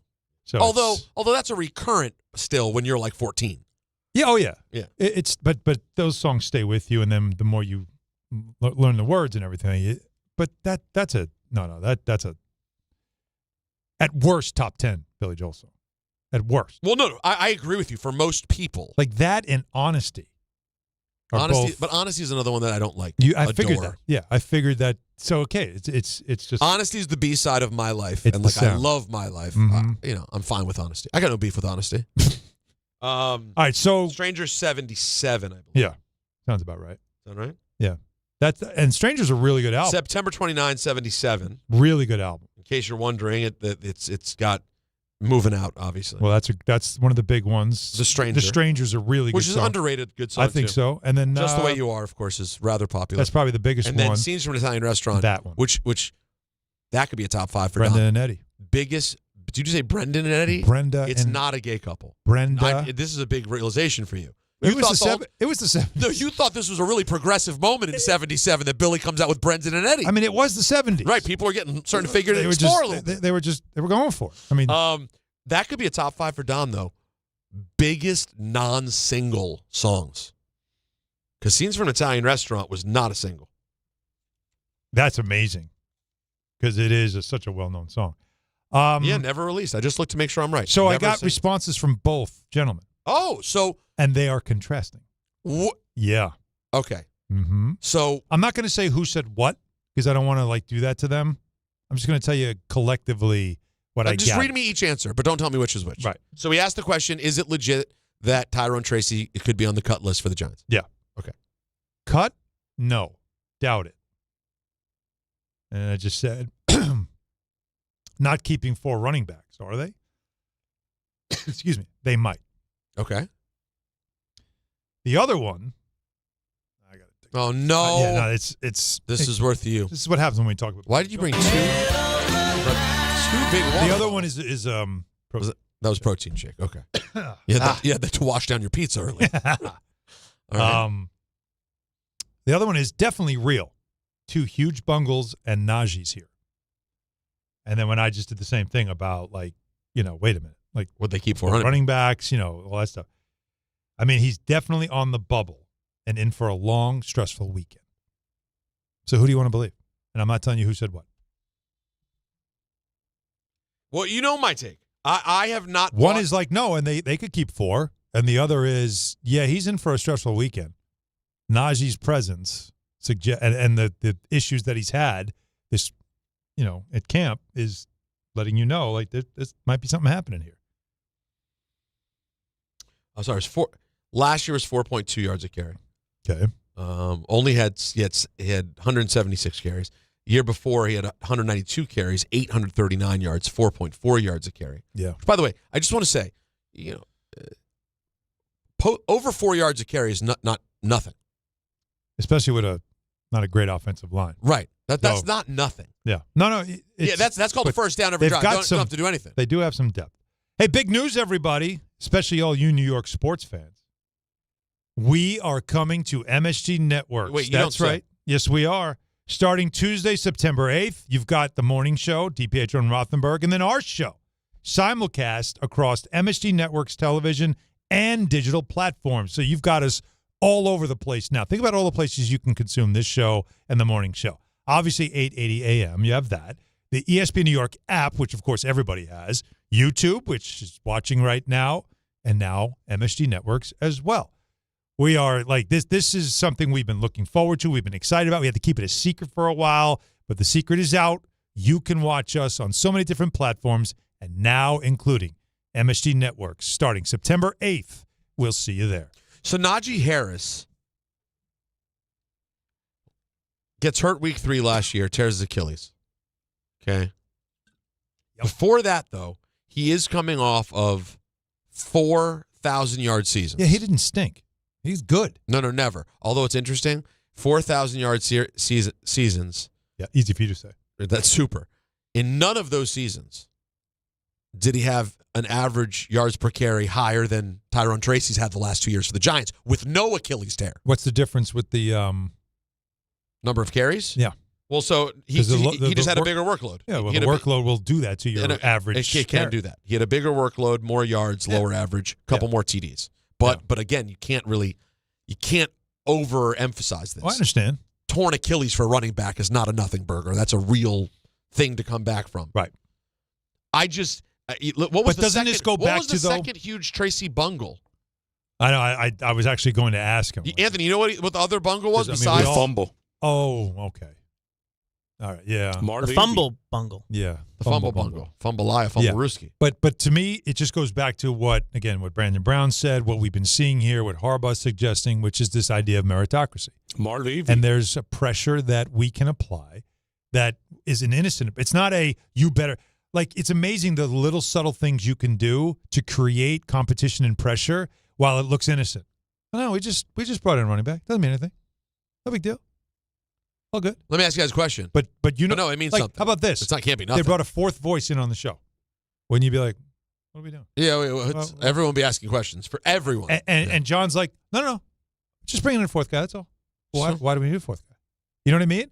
And now all of a sudden you're thinking, all right, I got to bring it because there's no way they're keeping four. Right. Now all of a sudden they create competition. Now everybody's better. If Tyrone Tracy gets cut this weekend or next week. Or traded, which is very possible. That could happen too. A team that needs a running back. Well, I was going to say, you think he gets picked up right away if he gets cut? I would imagine so. Oh, right? yeah, of course. Yeah, he's finding a job immediately. Yeah. So it's, but it is a very interesting scenario to keep an eye on. Najee's only 28 years old, by the way, to you and me. Tyrone Tracy is 26. Mm-hmm. Yeah, just all. By the way, and Devin Singletary is not bad either. No. They really, it is, in spite of everyone. It's a good room. It's a good room. Which is why I think you're going to see them run a lot. I feel like that's what you're going to get, especially with Neighbors early on, and they don't really have a ton of wide receiver weapons. But you know what's coming up next, which is our biggest weapon? And it is a tool. Yeah, and it is as well. ENN. Oh, yeah, I'm familiar with Stay with us. Don Hahn Rosenberg, ESPN New York. When care matters most, experience matters more. The Allure Group is redefining rehabilitation and long-term care across New York with 6 convenient locations. Their expert clinicians create personalized care plans to help you recover, rebuild, and get back to what matters most. From short-term rehab to long-term care, Allure is committed to comfort, dignity, and results. To learn more, visit allurecare.com. The Allure Group, where care meets compassion.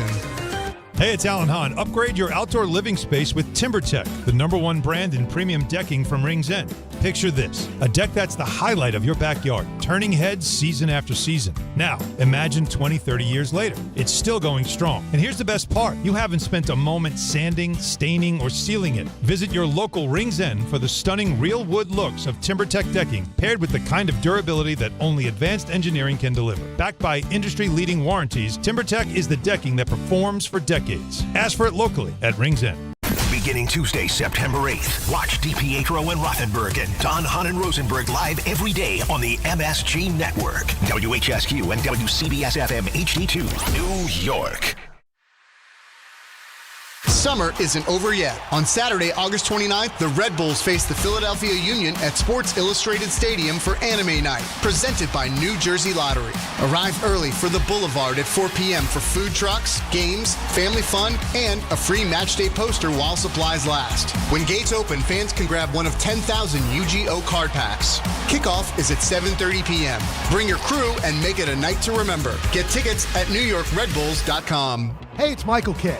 Not sleeping? Well, it could be your mattress. At PC Richard & Son, they don't just sell you a mattress. Their experts use a 4-step mattress fitting process so that your new bed fits you perfectly. They guarantee it. And in-home delivery on any mattress $399 and up, it's free. Come in for a complimentary mattress consultation and get a free travel neck pillow, no purchase required. So do what I do and get to PC Richard & Son today for your new mattress. Free delivery excludes Manhattan.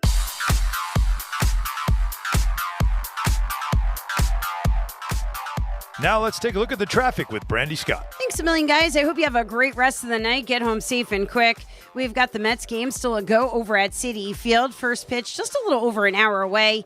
It's also singles night. You're hitting the brakes at the Whitestone Bridge, getting into Queens from the Bronx side. After that, expressway southbound, not too bad, heading over to the stadium. Yanks also home in the Bronx. A big giveaway, George Costanza bobblehead. Inbound Georgia, about 15 to 20 for both the upper and lower decks from 80-95. Deegan really not too bad in either direction heading over to the stadium. Delays are starting to ease. Outbound Lincoln Arena about 10 to 15 minutes. Outbound Hahn close to a half hour. New York Liberty home at the Barclays in Brooklyn. Jammed on the BQE eastbound, making your way over to Atlantic Avenue. Emergency road work in the right lane by the Brooklyn Bridge. Slow crawl there. Delays go back onto the inbound Gowanus. I'm Brandy Scott on 880 ESPN New York.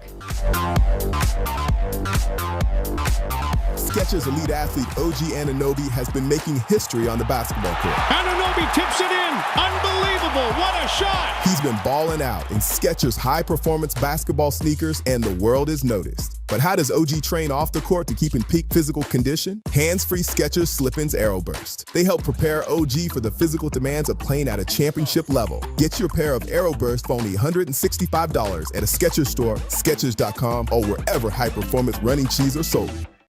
In a world parched for excitement, one drink will emerge. Twisted Tea, the refreshing thrill ride of flavor. Recreating its classic role as the hard iced tea that goes down smooth. Twisted Tea doesn't just taste like real iced tea, it's made with real brewed tea and a 5% kick of alcohol. Taste the adventure with Twisted Tea Hard Iced Tea. Keep it twisted. Twisted Tea Brewing Company, Cincinnati, Ohio. Please drink responsibly. This is an ENN special report. Now reporting. The very handsome Jewish man, Peter Rosenberg. We should talk some sports. Do what you want. It's ENN. Peter Rosenberg.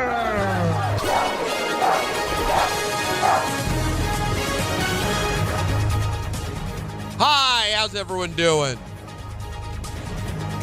Welcome to ENN. Haverslack, Hahn Shown. Nope. No. Covens. No. No, again. I like them all, but it's yeah, not they're fine. We're going to have to accept that Jacob hides it, and I don't know where the stuff is. Oh, Okay. no. ENN tonight is brought to you by our friends at Boost. Be better. That's what I was supposed to do, right? Yeah. The whole thing Alan's supposed to do it. The whole thing threw me off from the very beginning. What? And I keep forgetting that Boost is part of this as well. ENN's brought to you by our friends at Boost. That's right, Boost Mobile. Good evening, Keyshawn. You probably have my jersey. You probably have my jersey. Buffalo Bills went out and got who? Tay Diggs. Stephon Diggs, because everybody. Don LaGreca, our co-host. Is that the guy who called the Yankee games? No, that's Michael K. Michael K. and Don and what's the other Rosenberg or something like that. All intentional. Socrates. From far away, people can't tell who's who. Which one is it? No, not that one. He who cast the first stone. No, that's actually biblical. Thou shalt not. No, that's a commandment. Don won't back down, and then he starts getting indignant. And when he gets indignant, there's nowhere to go. Cool. And by the way, congratulations on being a virgin. Ray Rowe. Oh, yeah. See, now I'm back in rhythm. You feel like we're back? You just needed those. Anthony, you know what you got to bring back in a week, right? Michael's Tiwi. That's right. In 1 week's time. It's going to feel good. But we might have to say goodbye to this.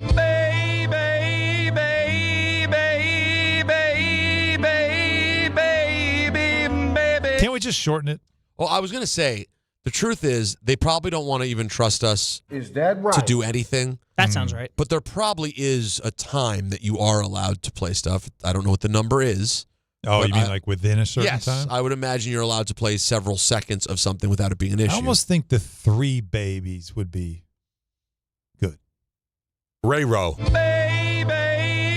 That's it. Just stop it right there. Yvonne Orgy. Baby. All right. And it is a tool. Oh, it is. Hit dongs. What do we got today? Oh, I'm so glad you asked.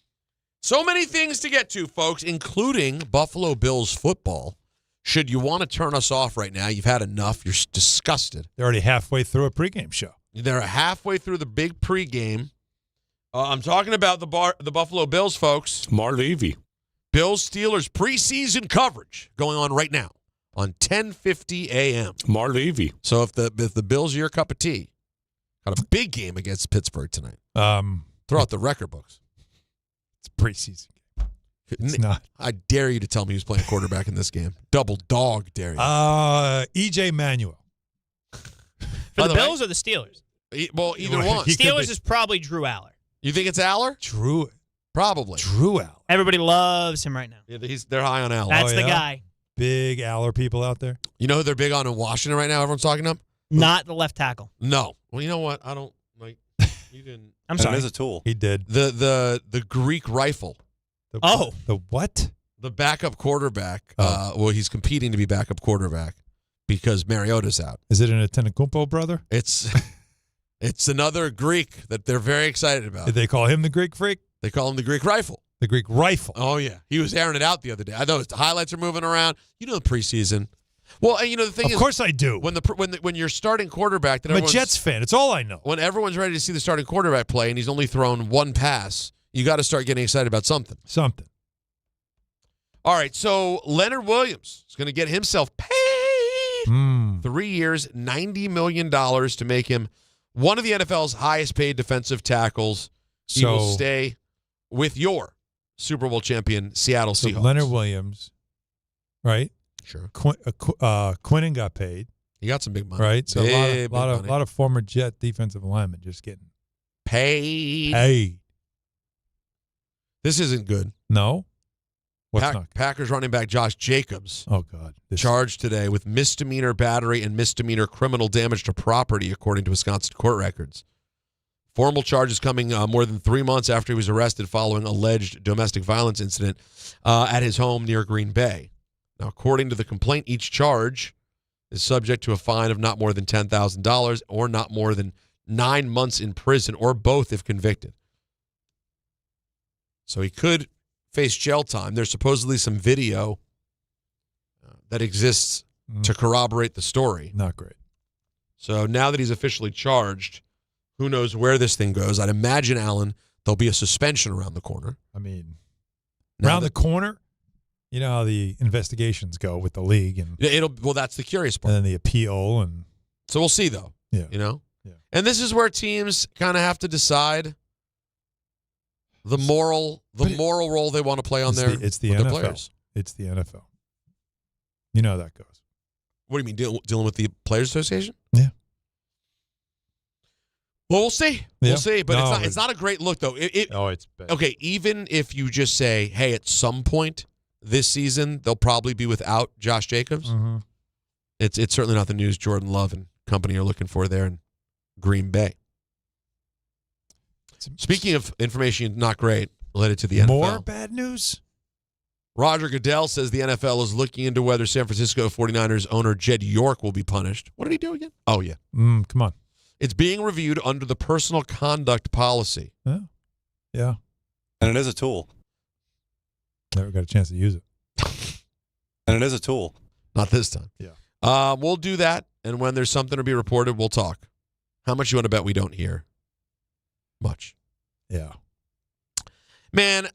Well, no, I'm not going to feel bad. I know of all the people to feel bad for. We heard a lot about Kraft and all that stuff, though. We did. And I know that was not hidden. I know of all the people to feel bad for, though, like rich NFL owners, it's like, wah. But, man, these videos just getting sold, like, it just feels so weird to me that the videos of arrests, like, isn't that fundamentally at its core a problem? What do you mean?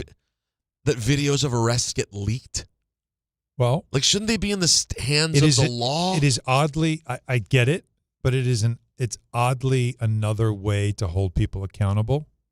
Because if, like you just said, they'll keep it quiet. They'll just, like, the more you see stuff like that, the more you say, I don't want to be in one of those videos. I know. And so when you meet that moment of truth, you have to make a decision. Because it's another way to be held publicly accountable without being also in the system. Because there's that part that doesn't go away. Internet's forever, man. It's one of the things we mentioned a couple weeks ago that there's the Chris Hansen movie coming out. Yeah. Some of my best drops in the history of radio, which can no longer be played because we live in a different era, came from that show. With Hansen, I would just play Hansen drops that were. Now, some of them are totally appropriate, like him just going, "What are you doing?" Like he just said so much stuff. That was one of Bart's favorite things. And then I don't call you Chris Hansen. I call you Chris Handsome. Yeah, I don't understand the context exactly, but that was what made that show fascinating, because you were talking about people not wanting to be on video. The fascinating part about it on one level would be, at first, sometimes they wouldn't understand what's going on, and then you watch as they realize it. So as the whole thing is obviously very sick and very sad. Yeah. And these people are obviously sick puppies. Yeah. But then to see them in their eyes when they realize, oh my God. Yeah. It's all. Yeah. It's not just, this is going to be. Everything. Yeah. The terror that comes into their eyes in that realization moment, which I think I think Chris Hansen loved that. Well, I mean, if you're he signing up for fed that, off that. Here it goes. By the way, it's a I got to say, that job, doing what he did, I understand most of these guys never seemed particularly dangerous. They all just seemed kind of pathetic. Yeah. But still, you got to have a set to be Hansen. To not only be because you just don't know. And you're alone. They're there, people around you, but you're still the one who comes out, and he was doing the thing. Yeah. And then you go, well, sit down. Let's talk. Yeah. And now you have to do a serious, and then it's not like he'd fumble. Confident, ready to do a full interview with these people who are squirming in front of you. Yeah. It's a bizarre moment. But doesn't that suggest that he kind of loved it? Yeah. Well, that's what I'm curious to see the movie. It's an A24 movie that's coming out soon. Okay. About the making of How to Catch a Predator. Oh, yeah. Now, this is some good news for those of us who are critical of some of the things baseball does. Finally, some good news. Major League Baseball has proposed limiting free agent signings to several weeks in December. Perfect. And then from early February on each offseason, along with a ban on trades during the gap in between. So it'll be a limited period, in theory, with the idea of there being a flurry, like you might see in the NFL or the NBA, as opposed to just a stretched out, endless sort of offseason. Right, which is the way it should be. Makes sense, right? Because the way it goes now, what's happening, you don't get the initial bump of signings. And then, like Boris is famous for this, some of his biggest clients, he almost shuts them down. And his leverage is getting late in the season. And so you're going months and you're waiting. Wait, I thought they were signing this guy. And that could mess up other teams. And it now, can mess up everything. Right. And now as a team, you're waiting because I don't know, are we getting him? Are we not getting? That becomes a problem. It's too long. In the other sports, it feels like the first week. Like in the NHL, it's a shotgun wedding. It's 12:01 and here we go. Let's go. You make a decision because I'm moving on to another player if you can. And in the NBA, at least you have a moratorium. You can have an agreement, but it's 6 days, it's official. So you still kind of have a little bit of time if you want to visit other teams. But in baseball, it just felt like there was just never any energy about it. Yeah. It's something fun. Winter meetings, all these talks, these rumors, hot stove, and then nothing. So this helps kind of create some urgency by putting some deadlines and some restrictions. It's a smart move. Yeah, I like it. Let's move back to the NFL for a moment. Sure. Let's go down to Baltimore, as they say. Yeah. Jesse Minter, new coach. Mm-hmm. How has Lamar picked up on the new offense, Coach? Yeah, I think Lamar's done a great job. It started all the way back in the spring. I think he really enjoys the offensive coaches, the offensive system, what they're trying to do. He understands it all. He kind of sees the vision and sees what it can be. So now it's just the daily process, daily work to get the reps that you need to get the plays in, get comfortable with all the different things that we're asking him to do. And I think he's done an unbelievable job. So I'm looking forward to seeing that in live action here soon. I got nothing out of that. No. You know what? We tried, and it was quality audio, at least, and it was under 30 seconds, so Don would approve. It was clear and it was concise. And it was remotely concise. Said nothing. Not a word. He likes the offensive system and the offensive coaches. He could have literally just said football. He kind of did. Yeah, I like football. Yeah, he kind of did. Lamar, football. Lamar, Ravens, football. 7. Offense, football. Number 8, football. Here's Le'Veon Bell. Oh, boy. He was on Ball in the Fam podcast. Is this what I think it is? Is this about the difference between the... He's telling a story about Big Ben. Oh, there's another. They in the perfect defense. I'm like, ain't no way they can stop this. Like, I'm waiting for Ben to just give me the ball, bro. I'm looking at the clock. We both looking at the clock. Me and Ben in the backfield. We the only ones who can see the play clock. Yeah, it's going down. 5, 4, 3. I'm like, Ben, we have 3 seconds. 2, 1. They go to 0. He said, "What?" You know the refs come in. They throw the flag. Bo, that's when it hit me like, on purpose, bro. Why? Because they didn't come to camp. I didn't come to camp. He trying to make an example of me, bro. Yeah. He trying to make an example of me, bro. We end up winning the game, but that's why if we playing the Ravens or at that time the Jacksonville Jaguars or something, the Patriots or something, he ain't doing that. Right. Like we gonna win the game. He trying to make an example of you, like he would. That's how you know what I'm saying. That's how Ben is, but he a baller though. So hold on. What is the context of this? Ben. So he purposely took a delay of game to make Le'Veon look bad, to lose a game. Because he said if this was another team, he wouldn't have done it. I need the context of this. I don't. It's a crazy story. I'm trying to understand how that would. Why would that deliver a message to Bell? To Bell, like why would that embarrass Bell in particular? Was he supposed to get the ball on that play? I don't know. It says that now reading a story on it that they took the delay of game in an effort to prevent Bell from getting a big gain to get a bonus against a favorable defensive alignment. Why he did that, I'm still not. Was there a bonus? Yeah, is there a bonus? I didn't come to camp. I didn't come to camp, bro. He's trying to make an example of me. Was this in a preseason game? So maybe it's a preseason game, or maybe it's like week 1. I don't know. He also on this podcast told the story about being with the Steelers, and then I go to the Jets, and he's like explaining how the Jets are run like a college program where they let the players do whatever they want. So his stuff about the Jets when he came here, not good. Boy. It says Bell claimed Big Ben had been telling him all week that he needed to, quote, knock some of that rust off after he missed training camp, as well as calling out his former quarterback for purposely throwing a pass behind him during the game. Yeah. So Ben felt the way about him missing training camp, and he made it his purpose to say there's going to be things that I'm not going to let you do because you missed training camp. That's accountability. And also reminding him who's in charge. I want to throw something out there. Throw it. And maybe Danny at some point will want to respond to this. It's funny for as much as they were able to keep things together and generally on the rails there and just be like a solid football team. Tomlin, man, he kept a lot of guys together who were a pain in the ass. Oh my! All right. Anybody that has a problem with Mike Tomlin, look at the cast of characters they had wearing that jersey during his time. And by the way, before you go glorify him, don't forget the beginning of Big Ben's career either. Okay? Oh, no. Some off the field. Plenty of stuff there, too. That's true. So up and down the board on both sides of the ball, offense and defense. But think about characters. that room. I know. Crazy people. Like, full-on crazy. Like, Le'Veon turned out to be... AB? AB? Juju's not...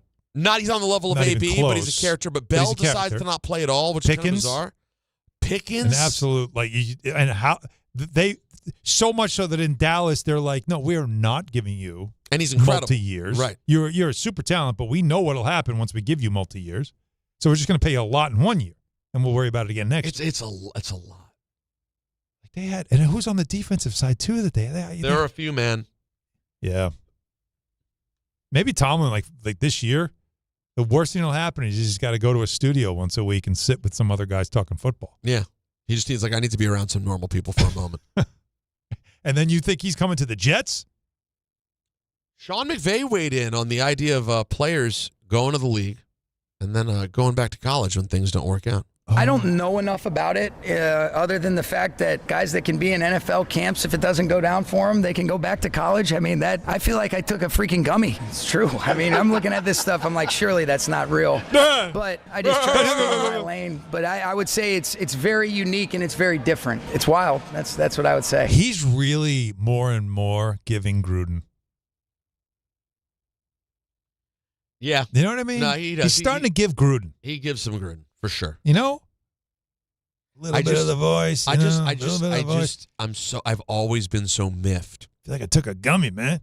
Like, that is fair. It's like younger Gruden. Yeah. I have always been miffed though. What? At this desire of we gotta get McVay on TV. I don't hear it. No. I don't. It's his delivery. I guess he just seems like authentic, so people like the sound. He sounds like if Michael J. Fox was on roids, and got no, big. it's not a bad take by you. Because it's now the voice goes from the one you always imitate. Yeah. Hey Doc. Yeah, that. But now it has a little growl, a little growl to it. I'm gonna take a gummy. Now, by the way, Billy Joel's first album, Cold Spring Harbor. 1971. What year were you born? 71. What day? You were born on Juneteenth. Yes. A few months later. Yep. November 1st. Yeah. Inspired. Billy inspired Joel. by Perhaps inspired by your birth. Yep. Where do I live? Where do you live? Mm-hmm. Cold Spring Harbor. Yeah. Is that true? Mm-hmm. Train I take every day. Really? Yeah. Isn't that great? Full circle. Pretty great. Right? She's Got Away. Yep. Oh, my. Now, that's the studio version. That's right. Because the live version's like the one. Now, let me ask you, if I were to do, maybe I might make a bracket. Maybe I'll make a bracket of Billy Joel song bracket. Again, something I would do with you on social media. We'd have fun with this. Here we go. First round matchup. Yeah. If I were to give you She's Got Away. Studio or live? I don't The live one's really good. I know, but it's the same song. No, but the live one's different. Okay, I'll give you live if you like it Thank better. you. She's Got Away live Mm-hmm. versus Just the Way You Are. She's Got Away. Because they're in the same category to me. Very similar songs, but the way, No, but She's Got Away. She's Got Away ends when he just does the little piano, it's so good. And no, Just the Way is. Here's the thing, Just the Way You Are is cheesier. She's Got Away. The words they hit different. Once you've lived a little Comes life. to me when I'm feeling down, inspires me. Without a sound, also she touches me. Yeah, but also she cuts me. It's got everything. It's got all the crazy too. It's all in there. All of it. Yvonne That's Orgy. what makes it so brilliant. Yeah. And quietly, my favorite I think on the first album is Everybody Loves You Now. I'm such a big fan of Everybody Loves You Now. The lyrics to that song are incredible. Okay. That'll do it for ENN on this rainy Thursday. Brought to you by our friends at Boost. Thank you, Boost Mobile. Don't overpay. Get unlimited talk, text, and data for $25 a month. Forever, for life, for real. Switch now at boostmobile.com. All right, Yankees have a chance to win another series tonight. Cole on the Against mound. Against the Astros, no less. No less. And then you get into a weekend with the Red Sox. And by next week, it's September. It's time. It's deep now into the baseball season. We'll have a lot more to talk about on a Friday, tomorrow. Enjoy the games tonight, everybody. This is